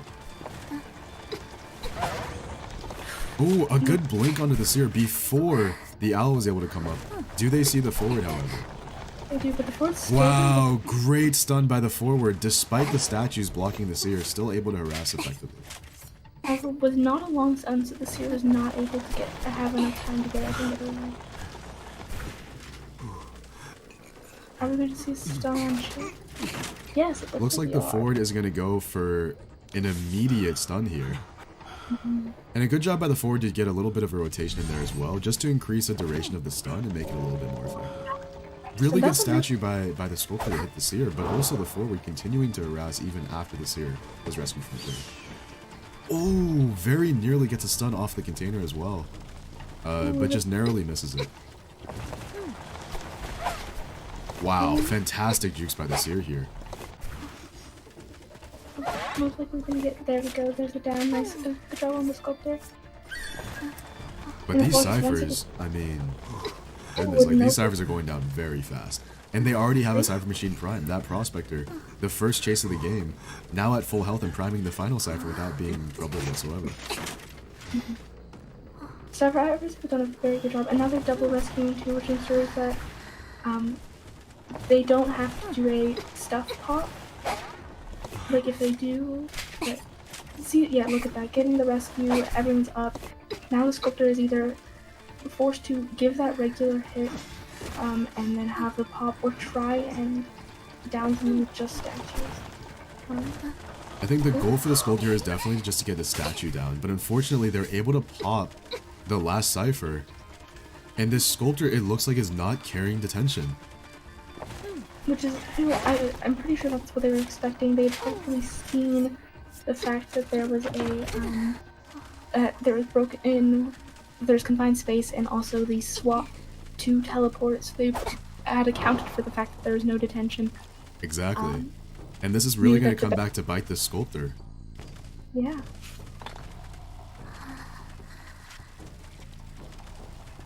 Because all of the 4 survivors are at that. Oh, and we have a gate that's open.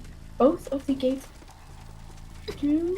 And the seer also gets hatched as well. An incredible job by LBM to out-rotate this sculptor in order to win the game and get a very commanding 4-man. Both sides did a very good job. The losing the prospector so early game was. Yeah, I'm just shocked. I'm shocked at that prospector rotation. I mean, the prospector probably getting a speed boost as well. I mean, he made it so far in just a few seconds. I feel like he probably got that magnetic speed boost that he has built in. Maybe he passed by a cipher or a locker in order to get that speed boost. And the window vault as well, I'm sure, helped. But I mean, the fact that the sculptor lost the prospector on the very first kite. I mean, the reason why the first kite is so important is because that's the only time throughout the entire match that you're guaranteed to have 3 people each decoding an individual cipher. So the first kite really matters, right? So that's why people owl on first kite. That's why people prioritize the first kite so much, is because it is the most important kite of the game in terms of being lucrative for cipher progress to occur. So the fact that the prospector was able to out-rotate the sculptor, I mean, that's basically like a 60-second kite just guaranteed, and then he's just gone, right? So now the sculptor has to go switch targets, and the ciphers are already popped. So after that occurred, I mean, it's just very, very difficult for the sculptor to come back from that. I don't see how the sculptor could have, honestly came back and tried to play for a win. At the most, maybe a tie. But even still, I mean, really, really good job by the Survivor team to get the 4-man here. They did very, very good. Congrats to both teams, both LBM and TVC. Yeah, GG's to both sides. That was incredible gameplay. Right, and so is that, wait, how many matches do we have left? I'm pretty sure that was the, oh my god. was that the final? First, no, we saw the bonbon. That was the second match. That was the second match. So is that it? Because we had the Ching, Axploit, and then this one. So this was the second match of the second round. So if that's it. Right. All right. I think that's it. I think LBM is moving on because they won on the Hunter side, and then they also won on the Survivor side. So they clutched up on both sides of the coin. Let me get the.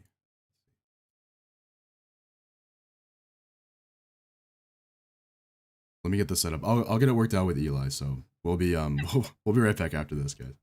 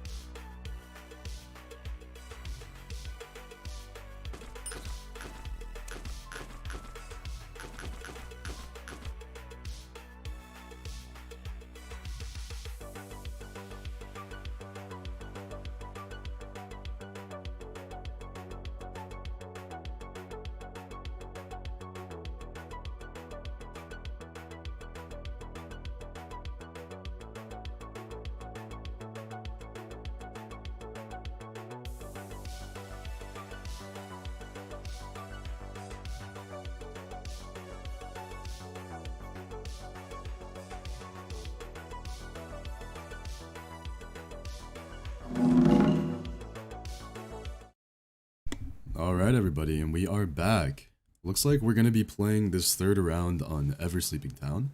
And this time, since it is a third round, we're going to have a lot more Hunter and Survivor bands here. So there's going to be 2 Hunter bands and 3 Survivor bands for both these teams.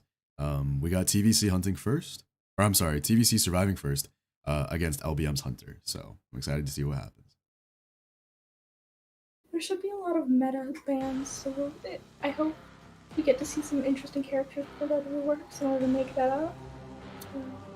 You know what a really good non-meta hunter is that could probably be played here? There's a lot of different choices.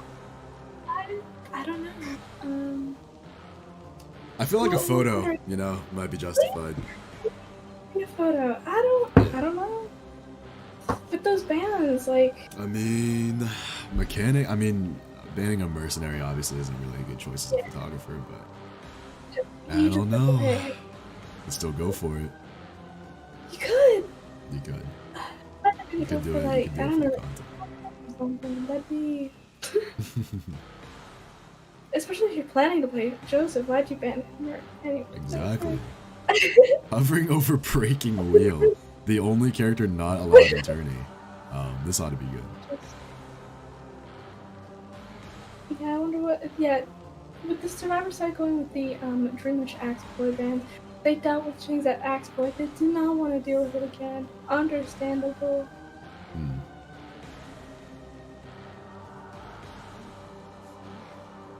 Ooh.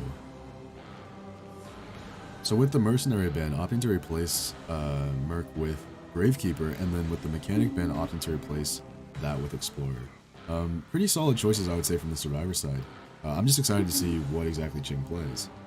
Same. At the moment, he's still hovering over that Breaking Wheel. I hope Ching knows that Breaking Wheel is not allowed. And there we go. That's what I was expecting, is the Bloody Queen choice.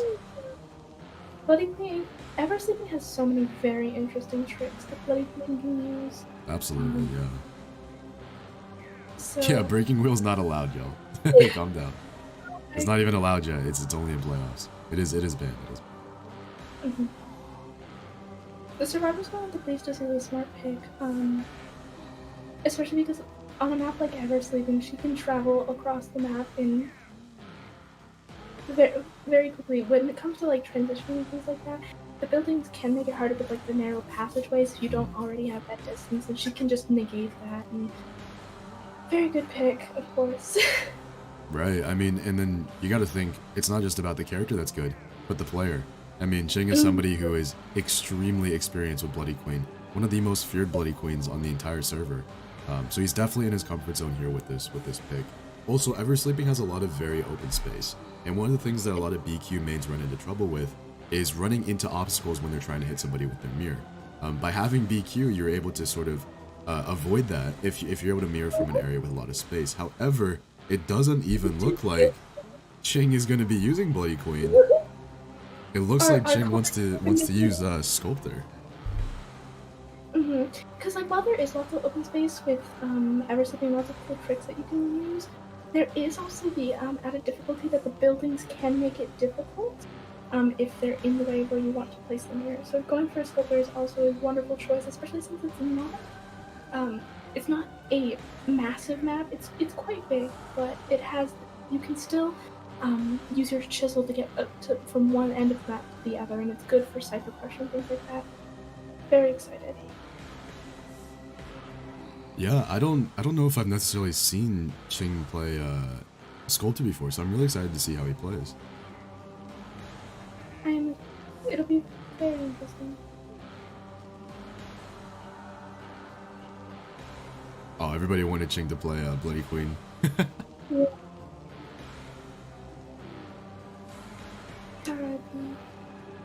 Well, you'll be getting to see Ching Sculptor, which should still be an interesting game to watch. Very exciting, right. Especially with like, the abilities that Ching has already. Like, he's demonstrated it for all of the other hunters he's played, so.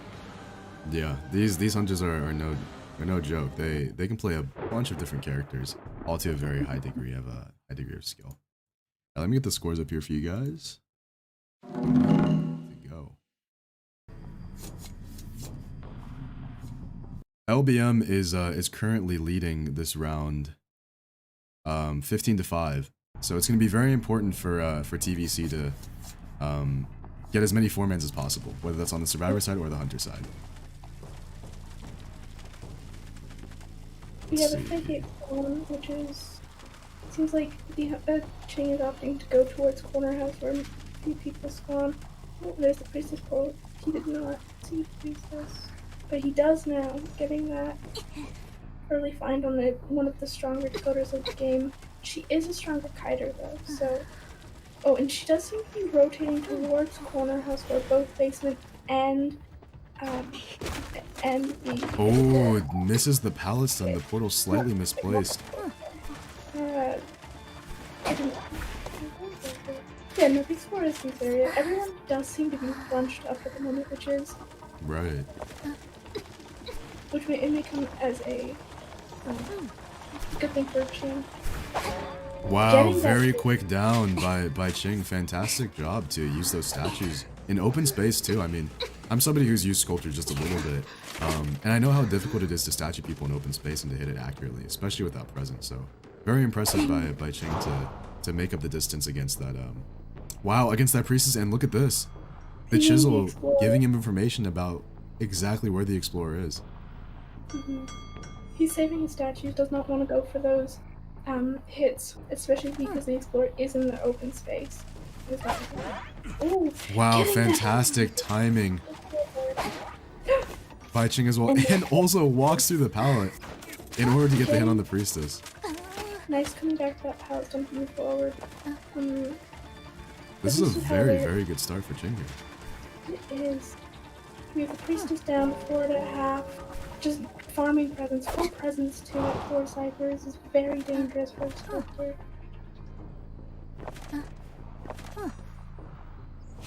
Nice dodges from the core, trying to not give those extra chips, so then if need be he can get healed up and be back at full.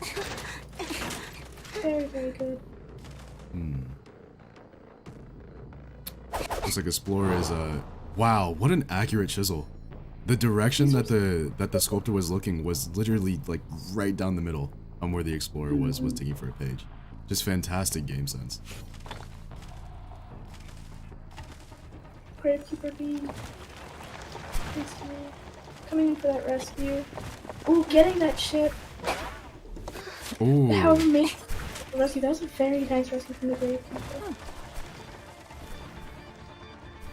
And now it looks like Ching is going to be focusing on trying to catch up to this priestess as soon as possible. Good job by the survivors to have those pallets dropped already, so that the priestess is able to get a speed boost in order to transitional kite. And very accurate chisels by Ching as well. Yeah, he's had some very nice chisels this game.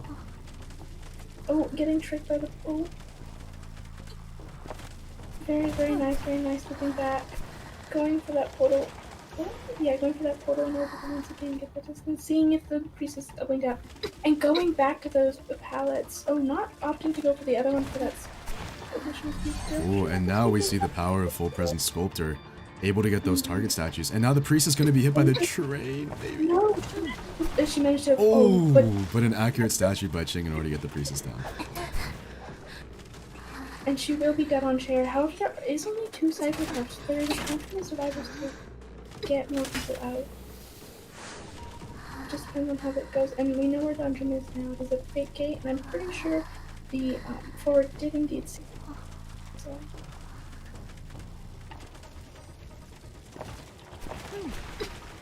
Oh, good target statue going through the pallet here. Nice. This explorer is being very nice too. Chiseling Gravekeeper to try and pressure while chasing. Ooh, wow, well played by Ching. Unaware of the chisel on his location, and Ching able to get a very clean down with his statues there. Very good on Ching. And just like you were saying earlier, Olive, like the chisels by Ching are going to be very effective in this match. And there's a lot of ways that Sculpty can use that chisel to apply a lot of different map pressure. And here you'll see just the accuracy of Ching's chisel. It's been applying pressure this entire game, whether it's mid-chase or whether it's getting people off of ciphers. They're having a lot of trouble being able to finish these ciphers in the late game. Mm. However, Especially both with these ciphers are very far gone. wait,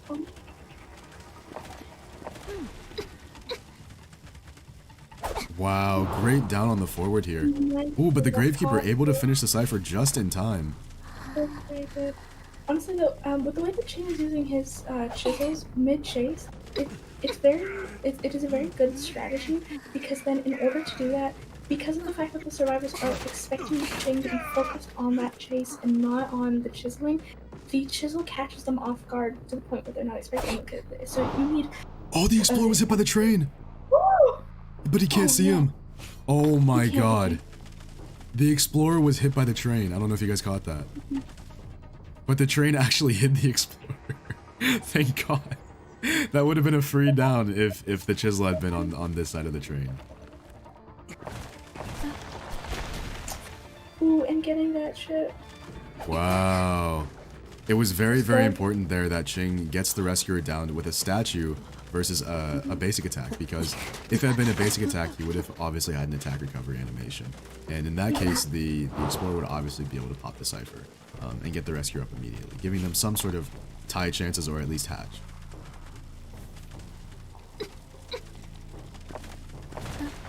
Ooh. However, with that cipher being popped near Fate Gate, makes it very easy for Ching to locate exactly where the Explorer is and where he's rotating from. Now it looks like he's going to be using his statues to try to harass his Explorer and get him down early. I think the Explorer may be trying to go for that rescue. Oh, and the teleport by Ching. Wow, very good usage of teleport here.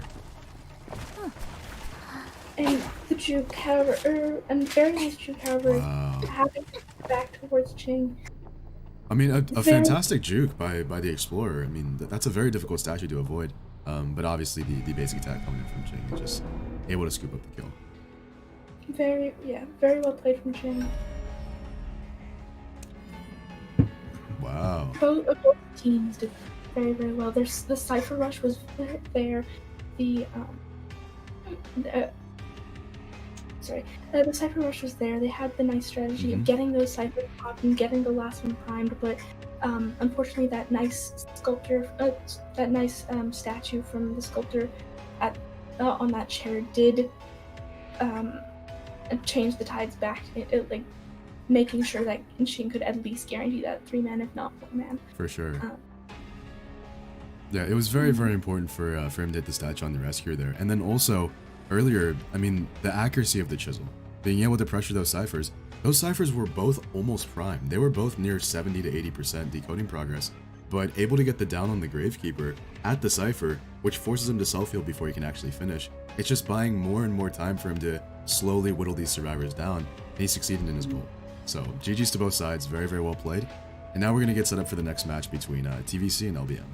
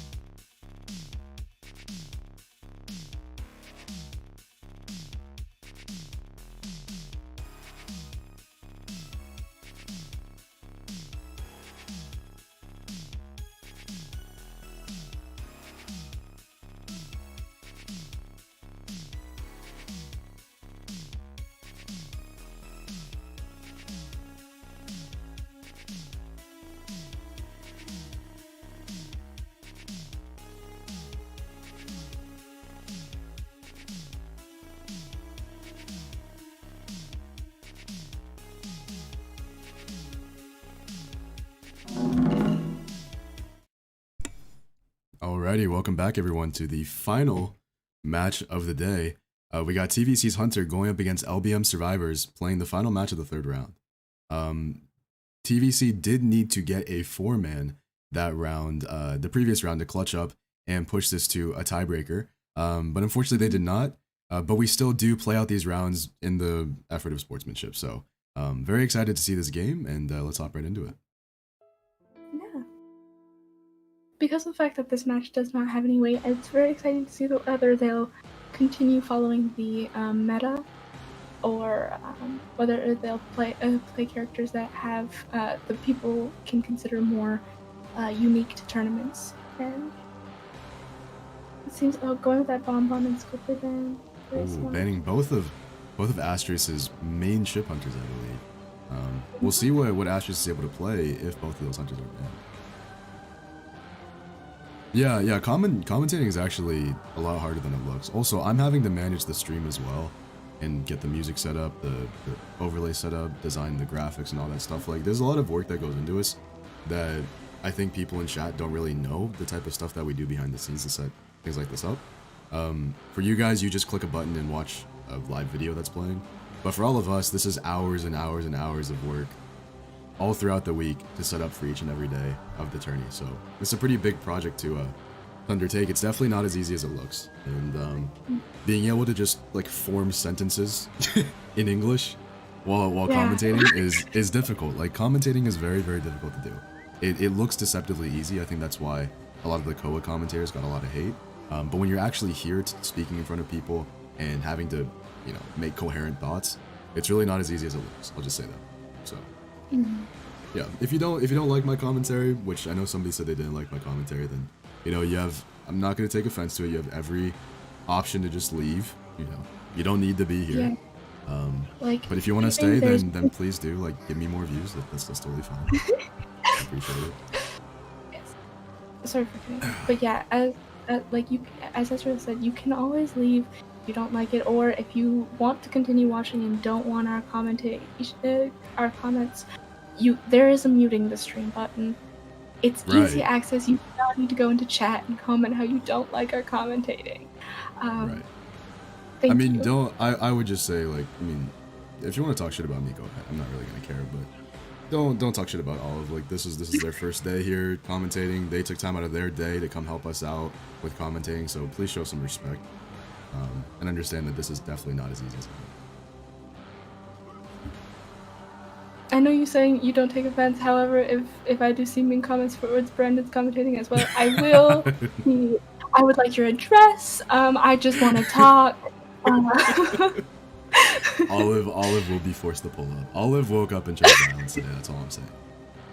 They sound cute, but they chose violence.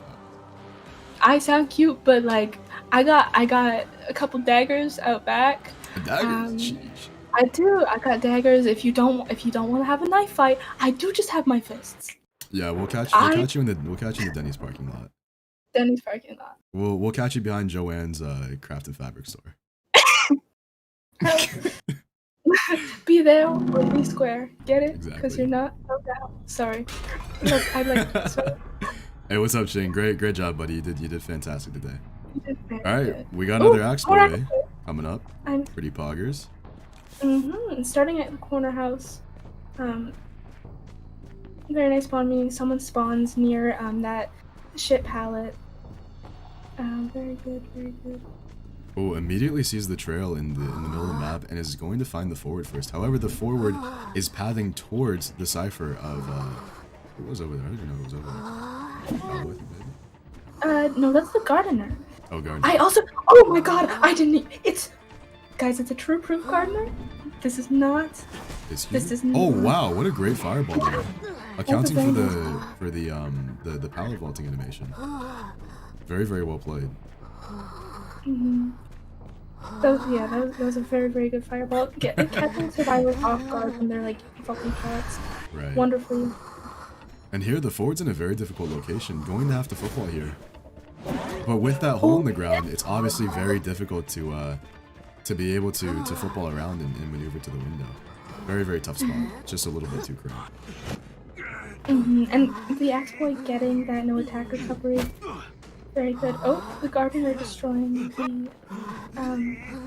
the chair that is there. That's a bit unfortunate.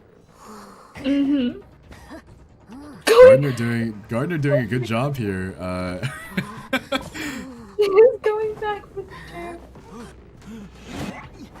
Oh, and the forward able to struggle out and destroys the chair in the meantime. Gardner OP, Gardner Esther. Gardner Esther. Can't wait to be seeing her in more tournaments. The whole meta just immediately shifts. Mm-hmm. I don't know, with all the new buffs and nerfs. I personally thought that the Axe Boy was going to recognize that the forward is very, very close to striking free. And I figured that the Axe Boy would just chair the forward in front of the Gardener and then try to hit her, but going for the other option gets a free hit on the Gardener. However, it does give up that struggling from the forward. But a really, really great fireball here to get the Gardener down. Just swing at the Gardener saying, "How dare you break my chair?" And now we'll see the Cowboy coming in to harass a bit. Will he drop the Survivor? Perfect timing by the Hunter. Very, very important to notice that. If you guys are playing Hunter against the Cowboy, that's a very important tip. Is basically you just count to about 2 seconds or 3 seconds and drop the Survivor. Pick him up again, drop the Survivor. Pick him up again, put him on chair. As long as it takes to get to the chair, as long as you continuously drop the Survivor periodically, you'll be able to stop the Cowboy from harassing. Also, really, really nice fireball from the Axe Boy there to hit the Mercenary from really, really far away. Very impressive fireball. Getting that double hit on the Merc, meaning that if he's able to get the Gardener down soon, that there will be a double down. Ooh, very nice dodge from the Gardener. We're getting a little caught on the pallets in the Cypher there. Bit unfortunate. But does end up getting another tree down, so we should be seeing some fireballs here soon.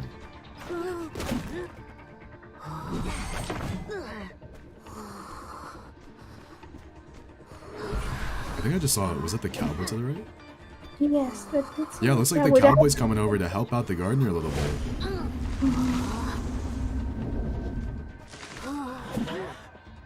And good body block by the Cowboy.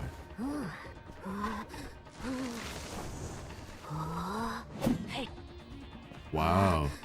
Great tight kiting from this Gardener so far in this game. Doing an amazing job of staying out of the Axe Boy's attack range. And there we go, the Axe Boy making the decision to walk through the pallet. A very bold move. And that eventually gives him the down on the Gardener. The Cowboy's able to harass here. I would probably drop here.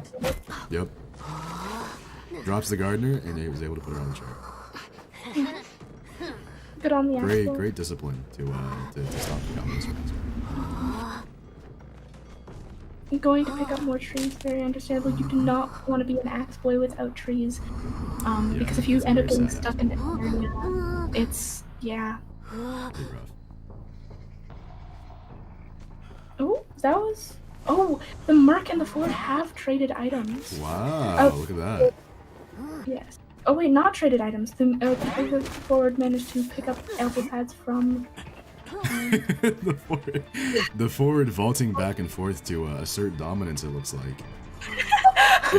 And now the Gardener is going to be the object of the Axe Boy's attention. Ooh, great nice. Fireball snipe. Swings at the Gardener again, and now the same situation as before. We gotta watch out for a Cowboy harassing, and again showing awesome discipline by dropping the Survivor and getting her under a chair to secure the first kill.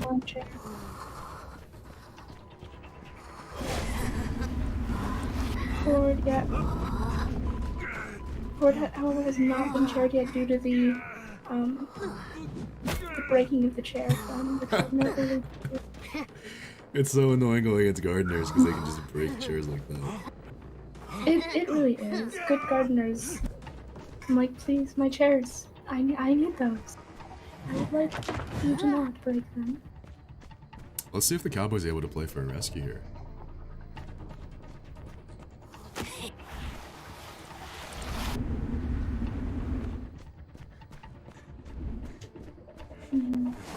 Trying to get that sword.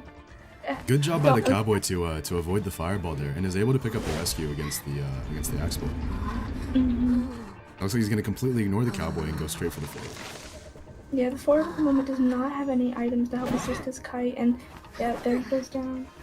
Also, the leaving the tree range enabled him to have a speed decoy, so made it very, very easy for him to catch up to the forward pretty quickly. Should be able to get him onto a chair here safely.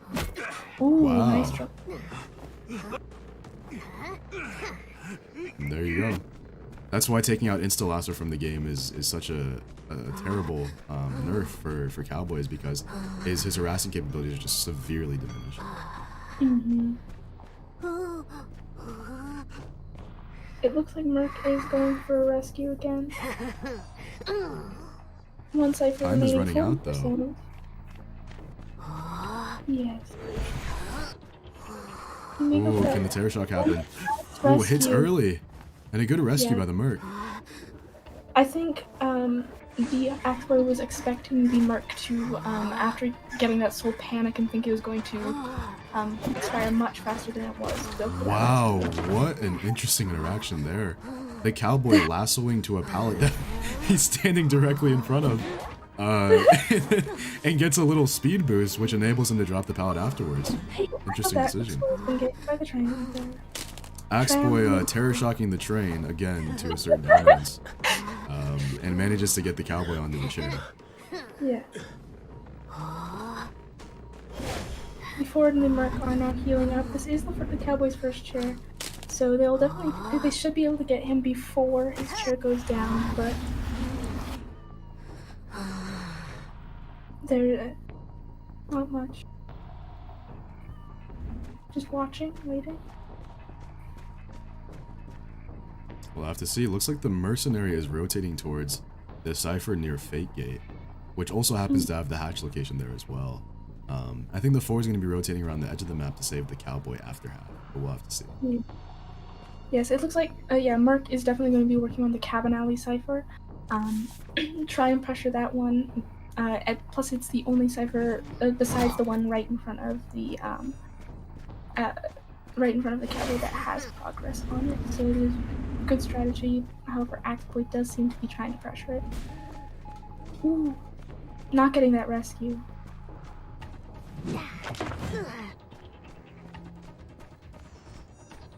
Ooh, Merc still has one more elbow pad remaining to create some distance, but a pretty difficult situation for the survivors here. Yes. Especially because there's no pallets left in that area, so in order to transition out, he needed a nice soul dodge. Right. Good job by the Merc to drop the pallet immediately, expecting and accounting for the speed boost. However, the Axboy still has teleport, so the second he sees that cipher shaking, boom, he's gone.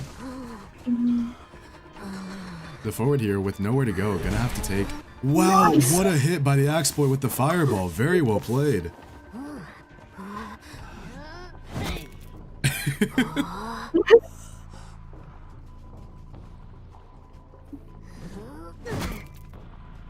The Axboy, for some reason, thinking that the forward still has health to take away, swinging at the forward repeatedly.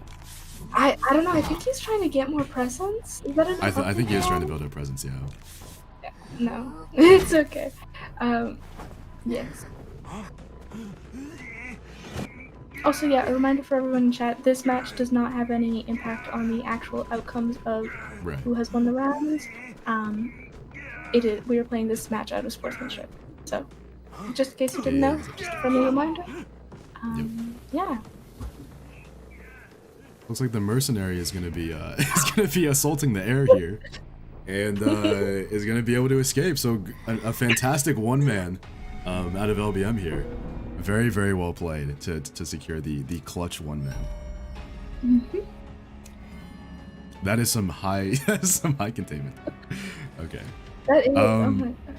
But congratulations to LBM for moving on to the next round, and GG's to TVC and to everyone that was playing.